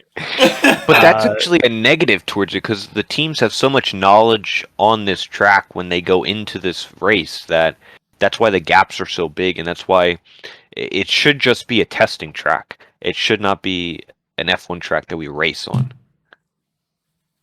But go ahead, Chipper. Sorry, I'm just this whole thing got me all fired up. You know what I mean? Like, Spain is so boring that Lewis tried quitting after like the second lap this year. He didn't even want to race there, so why would we? Well, he ended up making a great comeback. He ended up going all the way up into the top 5 because, well, maybe you can overtake there. Because against his own will, his team forced him out there. He was wanting to retire the car. Good thing they did. And then he lied about doing it for some terminally ill girl, which is kind of fucked up. I did not know that. Yeah. I didn't know that either, but I wouldn't be surprised. I lied. I could be convinced to bring it down. No, don't. No. Let's go. Yeah. Come on, stick to your guts. So Chabar, I think because you had D, I think you could compromise with me and D'Angelo, bring it over to an F, and then let's move on. Well, I think what if we like found an average and somewhere it would be average. It would be a D tier in average because 2 Fs. No, let me this throw isn't in, a dictatorship. let me throw in one more factor to convince of something higher. You're not going to convince me. How many other tracks this year had multiple drivers spin out because of wind? Mm. Okay. Dude, that could literally happen at Spa. Like, but it didn't. I don't know. Put it wherever you want. I think that bumps it up to a D. Yeah. No, I think we have An two A, a Fs. D? I think you got to go. I think you got to go more of a voting than you got to do an average. I think we've been doing majority. I think you got to go. this is fair. I think you got to go F. That goes your way, Freeze. I mean, I put F2. Like, Freeze hit it on the head. I fucking hate this track. Hey, you're in control, D'Angelo. You put it on the damn. I F. put it in put it F2. wherever you God damn it! Why are we even doing this then? What's the whole point of being here? I took everything else into account. Like, it's fucking 2-1-1-1. Public vote doesn't always win. That is true. Mm-hmm. Yeah, look at the election. I am the electoral college right now. Well, if that one was controversial, we got this one's about to be really controversial. Why? Which one is it? Monaco. Ah! I'm not starting this one. I will start. Me neither. So You guys run the show, so you go ahead first. D'Angelo, you want to go first? I honestly couldn't decide between C and D. I think I put it as a low C because of the Okay. history, but it's only a low C because of the history. I feel like it's such a chore to drive more than anything. It's not great racing. The only way you get a decent race out of it is because of strategy. Literally no overtaking spots. I mean, they literally only do this race because of money. I mean, that's most races these days, but like it's been on the calendar for over 75 years at this point, and they still race it because of the money. And like it's just it's a terrible racetrack. Like the history is fantastic. That's why it's a low C, but like just doing even doing just one hot lap, even if you get it right, just doesn't feel fun. Racing in league racing is just kind of It's just I don't enjoy it. Like I slept through 90% of the Monaco GP this year. I'm gonna be honest. All right, I could go next if you're down. Go ahead. So I have it in my S tier. Oh my god. Oh, It is a little narrow. There aren't really overtaking opportunities. The racing's pretty terrible. Sounds like S tier to me. The cars are not made for this circuit. However, there's a reason it's still on the map. Everyone knows of the Monaco GP. People that don't know about F1, they're like, "Oh, Monaco GP, is that the number one you would want to go to?" You got the glitz, you got the glamour. Monaco is F1. It basically this track and racing basically is the reason this is a city state. I'll go as far to say that. That's not true, but it might as well be. It's everyone, all the drivers live there. It's so synonymous with the sport. Great beaches. It's got beaches. Bro, it has one beach that's like a half a mile long. Great casino. Great yachts. The casino, the yachts. You got Tom Brady That's and Tony right, Ricardo yes, playing okay. catch with football. You got the Brasserie de Monaco at turn 16 that I ate shrimp at. It's a beautiful city, beautiful architecture. That hairpin sucks, but we all know it. Yeah, it's wonderful. That's why it's S tier for me. Okay. I heard him say architecture. That explains it. For those who don't know, Jabbar works as an architectural designer. Oh no! So that's why he put it in S tier. Well, what do you? I'm very curious, Camden. What is your viewpoint on this? It'd be a little balanced here. I'm not going to say it's an S tier track, but I'll put it in B. I don't think it's a bad track. Okay, interesting. Here's the thing, right? If we're looking at what we have been going by this entire podcast as to what makes a good track, we talk about, is it enjoyable? Is there good racing? Is there character? And is there history? If you take those last two, character and history, I mean, Monaco is at the top of the list when it comes to those two. I mean, it is the most notable track. And you could argue it has the most character because, as Nelson Piquet once said, I think either was it his son or was it Nelson Piquet himself? One of the Piquets said, "It's like riding a bike around your living room," and it literally is. It's a shame that the cars have gotten big enough to where you cannot race around there. But I think there's just some tracks that you just cannot take off the schedule. And maybe there's a scenario in the future to where, you can have side-by-side racing again. If you have side-by-side racing there, it's a top-tier track. So I'll put it in B. I won't go as far as saying S, but it's a B track. Before we move on, I want to add on to my point that, the side-by-side isn't really a thing right now, but that makes for one of the most exciting qualifying sessions on the whole calendar. Yeah, but that makes no sense. It makes no sense. And we keep talking about elevation changes. Monaco has that too. Literally makes no sense. You were here earlier in the podcast saying Netherlands and Hungary is like, oh, it's too narrow for me. If we can make it double the width, it'd be great. Yeah, literally, you put this narrowest little shit on the final. Going back to that qualifying makes it exciting. It makes it exciting because whoever gets pole usually wins the race 95% of the fucking time. Yeah. I never, whenever I commentate, whenever I do podcasting, well, hopefully, definitely when I race, I'm always sitting down. This is the first time I've I have stood up. stood Same out here. of my chair because Shabar put Monaco in S tier. I was literally going to start this whole thing by saying you have to be unbiased. You cannot. I was literally going to put an example. Monaco could be your favorite track, but it cannot be S tier. And Shabar comes in and puts it Because S of the tier. architecture. He's showing his room. I'm What out of does that breath. D'Angelo, you go. Go ahead. What does that say? I already said I put it. I went first. I put it There's C Monaco. minus. F&D. I put it- F&D. Go ahead. 'Cause All then right. I'll go. Yeah. So I would say if, and obviously this is a Oh. big if because it will never happen. If He's gonna lose. this track ended on Saturday with qualifying, Oh, it would be S tier It's- all the time. it's S tier, but it doesn't. So moving it down a tier to A tier. Okay. Well, do I enjoy watching the race? No. Okay. I'm down to B tier. Okay. Even if I don't enjoy watching the race, am I going to take time out of my day to watch the race because there's nothing really? No. I'm down to C tier. Even if is there a chance that there's even really a good race because of safety cars or something? No, because there's no overtaking. I've got it solidly in D because it's honestly something I'll skip it on Sunday. I'll just look. I'll go play golf instead, and I'll say who won the race. Oh, the guy who won pole. Okay, thanks, and I'll watch the highlights. I have no interest in watching this race ever. It's not fun to race on the game, whether it's in a league or it's in an open, especially not an open lobby. Whether it's in time trial, I sweat if I spend too much time on it, and I don't find it fun. So I got it in a D tier. I can't put it in F just because of it's Monaco, but Historical value. Yeah. that's it. Yeah, that's it. Okay.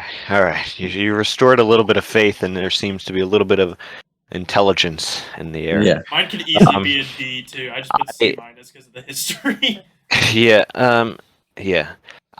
I love Monaco. I think it's great historically. I think it's the race, and you want to win in Formula One. Every Formula One driver still wants to win Monaco. Symbolism. The prestige there is around this race is like none other in Formula One. And qualifying, you're never going to see a more watched qualifying. And even the numbers, and even though the race is not the most spectacular, you're still pulling numbers to Monaco. So it still does very, very well. Scenery, the history, the prestige, The architecture. the elevation, the character of this track is like none other as well. And driving it one lap is really fun as well. Sometimes. Yeah, if you can nail it. But I just can't place it that high due to the fact of the racing. I still watch Monaco. I'll watch every single lap of Monaco because the strategy brings the race a different aspect of the race. It's not like you're going to see many overtakes, if at any. But when you do, it's that the pit crew has to be on it. The strategy needs to be there, and that brings a little difference in it because it's a pressure moment situation, and it's all or nothing for everybody. Everybody has to do right from Saturday to Sunday. The pit crews, everything. That being said, you can't put it that high due to the racing aspect of the track. So I did have it in D tier. I can see if you even want to bring it up to C, but I think if you're going to rank the track on itself, it can't be higher than C tier. Like a middle C.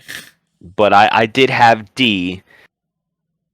What do you mean but track itself? I don't think Here was Monaco. established. All things are considered. Yeah, I don't think Monaco beats out, whoever's in C tier.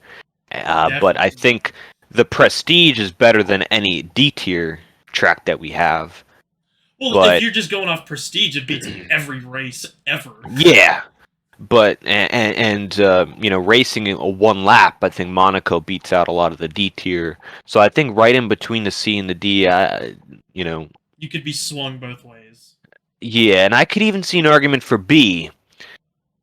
But I mean, that's pulling a lot of weight with the the prestige. But Think about that shot by the piscine of the quick left right just down that little lovely. chicane, and how the cars kiss those bumpers. Oh left and right. yeah. Yeah, but in the race, it never changes. It's the same scene every lap.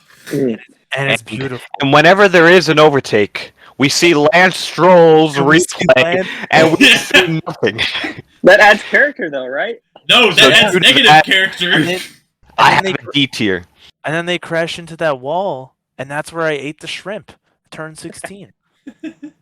I have a D tier. I think we got 2D. We got I think 2 we Ds. all I could agree. be swung to D. It's fucking D. I think we So what does it average to? I think we can all agree the racing could be a little better. But Could? having said that, we all will still watch. We all know it. We all you circle it on the calendar. Oh, that's Monaco. It means something.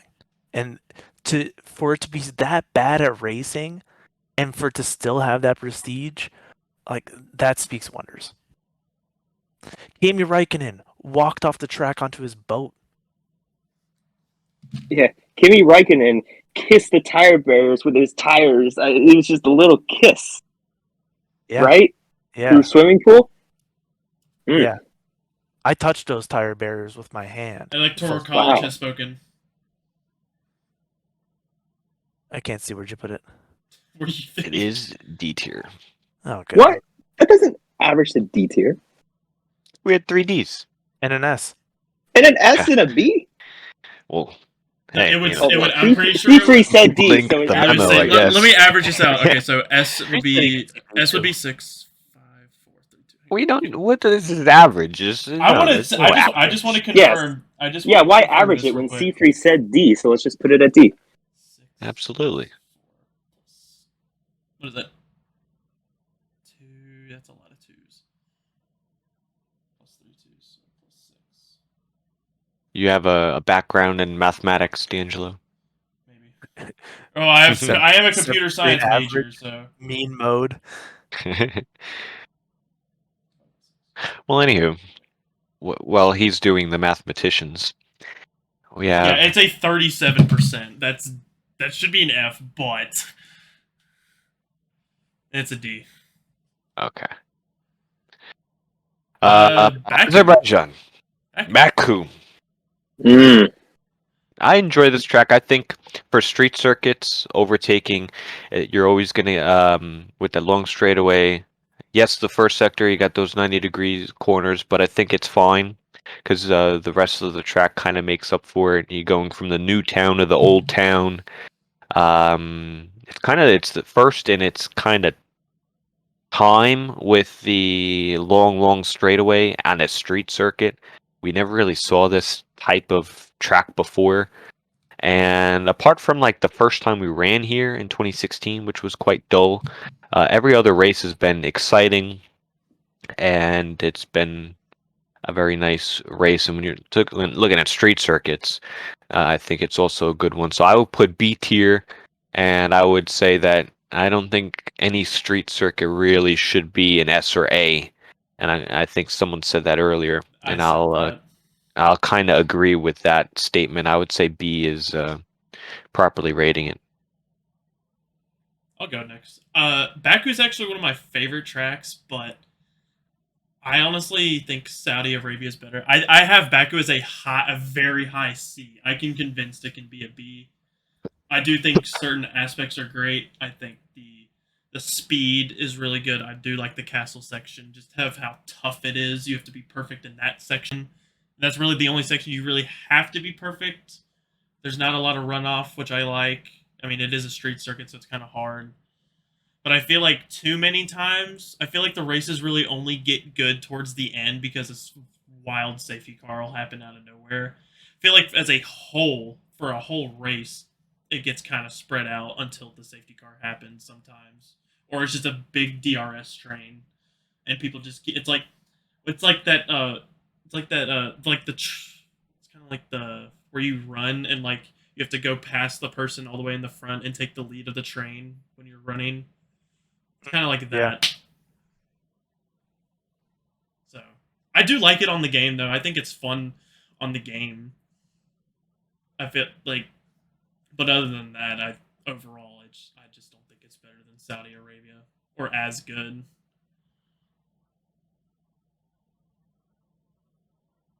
Yeah, I would call it a solid C. I think just overall when I think about it, I just don't really think much of it. I do think it's cool. I think the castle section it's a fun thing to drive. It's also it looks cool. I mean, it's called the castle section, and you're going between a castle, and so that's really cool. Like D'Angelo was saying, overall racing is it's okay. There's something to be desired. Personally, I don't dislike the track driving it. I'm just not good at it.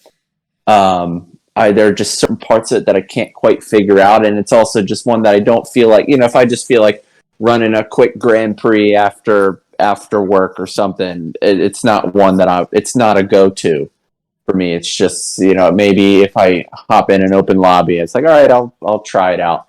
But it's just pretty solidly meh for me, which I think is perfect for C tier. So I quite like Baku in my gut rankings. I had it as an A. Knowing what we know now, comparing the other tracks, I think a B might be a little more appropriate. I think when you see that on the calendar, like, this weekend we get to watch Baku, I'm looking forward to that. I agree the castle section's cool. I think in general the track's pretty cool looking. And it drives well enough in the game for me. I liked it. I'll say B. Okay, so this is where I come in. And either I decide if it's worse or better. Okay. Because of All right. average right now. Well, I'm going to go out on a limb. Oh boy. And I am going to put Baku in the S tier. Okay. And I am going to say that it is one of the best tracks currently in Formula One. Because let's take a look at its history. Baku has only been around since 2016. It's a very recent track. And if you take a look at everything that has happened, and we're just talking about real F1, I'll get into what it does on the game in a second. If you take a look at everything that's happened there since 2016, I mean, all of these moments, you have the Ericsson moment, remember? Did Ericsson hit us? That happened there. You had the Vettel and Lewis clash. That happened there in 2017 under safety car there. 2021 had one of the craziest races in recent memory of Formula One, when you had both Lewis and Max getting out of the race. Lewis made a mistake, Max had his issue. And then you had that 3-wide finish with Lance Stroll getting on the podium. The amount of moments there has been insane. And then let's just go to the track itself. The track itself is so unique. There's a lot of character there. Because you have these long straightaways, right? And the 90-degree corners. That's in the first part of the track. And then you get to the second half of the track with the castle complex, which is already one of the most difficult corners in F1. You could argue it's one of the most one of the most iconic corners, that castle corner. And then that elevation change. When you go up through castle, and then you go into the slow, I think that's turn 12, and then you head downwards into sector 3 and then onto that front straightaway. I just think for how little history the track has, and you could say, it's a street course, whatever, it has done so much in just 6 years to where it deserves to be in the S tier already. Yeah, but you can't say that enjoyability driving that track one lap on this track is comparable to a track from God of Suzuka or Silverstone or Brazil. It's for me personally, it's actually my favorite track to drive. Oh, I mean, it could be, but this isn't, this is rating the track, right? So yeah, but in Suzuka, you can't go into the runoff and then do that like 180 spin to get back on the track, which looks pretty cool. And like I was gonna say, like about the game.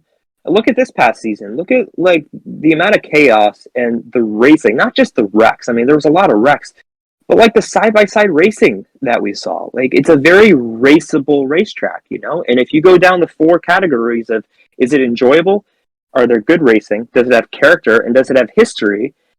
I mean, you could say it's not the most enjoyable, but it checks the other 3 boxes off. doesn't It's have already made a ton history. of history. It's made history. It's made. There's been a lot of stuff that's happened in 6 years. Yeah, but so you're saying that Azerbaijan has enough history in only a few years, yet one of the main reasons that COTA wasn't put in S tier was because of it not having history. That's not why I didn't put it in S tier. Well, But yes, it was, I think there's been enough. an argument. I think somewhere. there's been enough. Yeah, no, it's a good track. It's not in the upper echelon of Formula One tracks. A, I could definitely see, but I think B is more coming down to earth, averaging it out. I had it as a high C. I had it as a high C plus anyway. I said I could be convinced to B, so B. Well, I think someone else, Chabar, you had a B or would you have A? I had, B. I don't know. I think I had A that I turned down to a B. Yeah. Yeah, and I had a solid C, so I could be convinced up. It'd be 3 Bs then, because you had B2 freeze. Yeah. Our final track to rank of the evening after almost 3 hours. Canada. Circuit Gilles Villeneuve. Yeah, I like Canada too. Now, it's kind of a street circuit, but it's more of a not street circuit. Arc circuit. Yeah. It's like Jeddah with heart. Well, the Canadians love this one. It's the only race I've attended.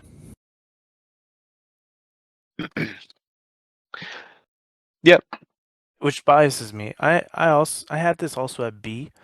I think it's got like the flowiness people like of Jeddah, but also more charm, for lack of a better term. Which I think I'm also biased having attended a race there. Like you see the islands all done up with like the festivals and stuff going on. I had a good time. You got the casino right in the middle there. It's a cool place to be. It's a fun like time trial track to just whip around in. The Wall of Champions chicane, that's one of those like if you hit it right, it feels great turns. And then I think there's been some good races there. I haven't seen many, but when things do happen, like the footage, I think it was Checo like walking through the forest, like you get the odd. What's the animal that keeps getting run over? Is it otters there? Like the groundhog. Yeah. Groundhogs. Yeah. The groundhogs. Like I don't want to see that happen, but they're there. They might be amongst the fans. Plus Montreal, pretty cool city in general. So I like it. I had it B. I had a strong B. I could see an A. Yeah. I think just the racing comes down a little bit from it. We don't see the best, but it's not the worst races. But the track itself is fun to drive, even though it's a whole bunch of chicanes. I think because the walls are right next to the circuit, you get that sense of speed, and that the Wall of Champions brings it nicely. But yeah, I think B is properly rating it. I wouldn't go any lower, but seeing an A, I think I could see it. But that's where I would kind of run with it. I'm gonna put this track in A. And I was back and forth on whether or not it's an A or a B. But I think the thing about this track is that it seems like most people like this track. I mean, I really don't hear much negative stuff about this track. It seems like a lot of people are pretty good with this track. I love how on the game, how easy it is to get penalties. I think that separates this track from all the other tracks is that you really have to be precise. There's so many corners to where you can miss it just by a little bit and you're getting a warning. And we've seen even in F1, we saw Vettel go off the track in 2019 there, and he ended up getting a penalty which cost him the win. And we can debate as to whether or not he should have gotten that penalty. And actually, someone who supports Lewis, I actually think Vettel should have won that race. But it's a nice track. That's just kind of how I describe it, and there's nothing wrong with that. It's just a nice A tier track, I think.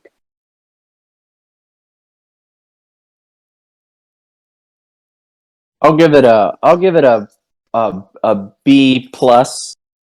I think it's fun to drive, and I think there's been some good racing, but I just couldn't break. Now I am the person who put Spain in A, so take this with a grain of salt. But I just couldn't put it up there with the A's and approaching the S's, so I have it in B. I do think this year's race was a lot of fun. I think there was a safety car that made it interesting at the end, but this was the one where it was Sainz who just couldn't get around Max.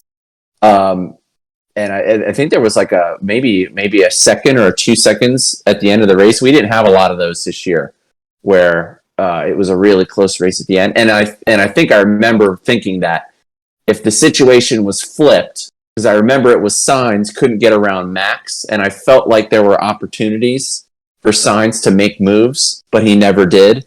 I feel like if it were flipped, Max would have taken some chances because there are opportunities to take chances at this track. It's not like the windows weren't there. So I think that the racing is good enough. I like to drive it, and I think this was an off-season event this year. This may have been my first TCR experience, was the Canadian off-season event, and I think I had penalties within 2 laps of this track. I think I had like 6 seconds worth of penalties. But yeah, it's a fun track. I think it's solid B plus. And D'Angelo, did you? Did we all do? I put it as a high B, like a B plus. B as well. Yeah, I had high B too. I could definitely see why it would be an A, but like, I think what keeps it from me being an A, kind of what Camden said. It's so easy to get penalties in the game. It's like really, really hard to have a clean race and everything. Well, I think Camden, you had that more as a positive though, but I think it is. Yeah, I think it makes it really difficult. I take it as a negative because it's like you could be down to the last lap and you miss like 2 inches of a corner and you're leading the race by 2 seconds. You just you miss it by 2 inches, and that 2 inches costs you a race win. It's just like I think in the game, I think the penalties hurts the racing because it's more of a penalty race than on track battle. But in real F1, since they don't really give out too many time penalties, track limits, it's more of if you do mess up your corners, you're just going to lose time. So that kind of rewards the better drivers. So in real life, it kind of rewards those that do hit their marks kind of good. So it could go either way. But yeah, I enjoy it. It's a good one. But I'll tell you what, the 2 places where I think the track limits come into play the most are 3, 4, and 12, 13, which is the Wall of Champions. Like, those are the 2. But if you hit those right, I mean, that's fantastic. Oh my God. And if you do if you're doing career mode or Grand Prix or something, the AI are so bad through those corners. Sometimes, you hit it just right, but the AI goes through so slow and you run in the back of them and you got to hit that little flashback button. But yeah, if you hit them right, they're a lot of fun, but it's about hitting them right. Yeah, and it's like like in the race, how many times are you going to hit it perfectly and not get a warning? Right. So. All right. Well, there you have it. A little anecdote about Canada. Like, if you ever go to any major sporting event, usually arena or stadium, there's like that effect you get walking through the tunnel, and then like there's usually a little curtain, and like that opens up into the stadium, and it's like, wow, that's like big reveal. when I went to Canada, it was my first ever and only thus far race.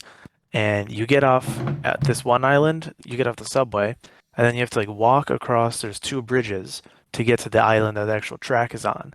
And when I was crossing that bridge was the beginning of FP1, and having never seen an F1 car before, like you see this island and you hear the engines already starting their practice, and like it's kind of like Christmas morning, like the excitement of what I'm about to see. I can hear it. Like I'm looking through the trees trying to see cars at, I think it's like turn 6 maybe. There's a grandstand there. It was really cool. So also have a soft spot for that.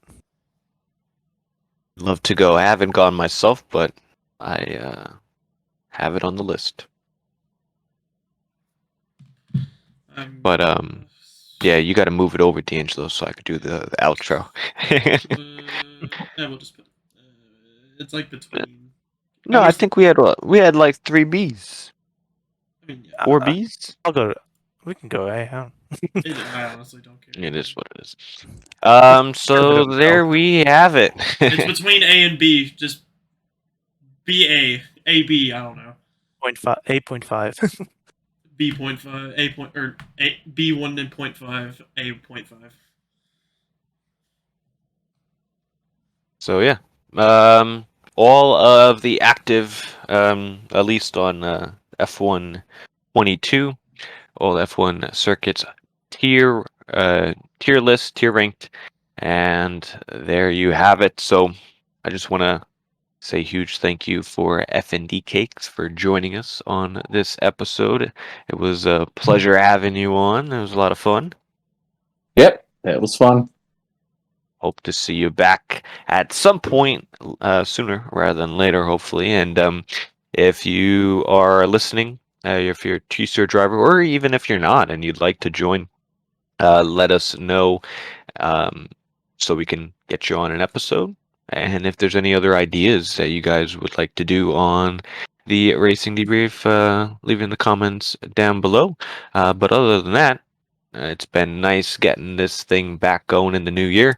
Make sure to follow T-Shirt on all socials and join the T-Shirt Discord server. And we have more information on Season 15 coming out relatively soon, so stay tuned for that. And until next week, thank you for listening.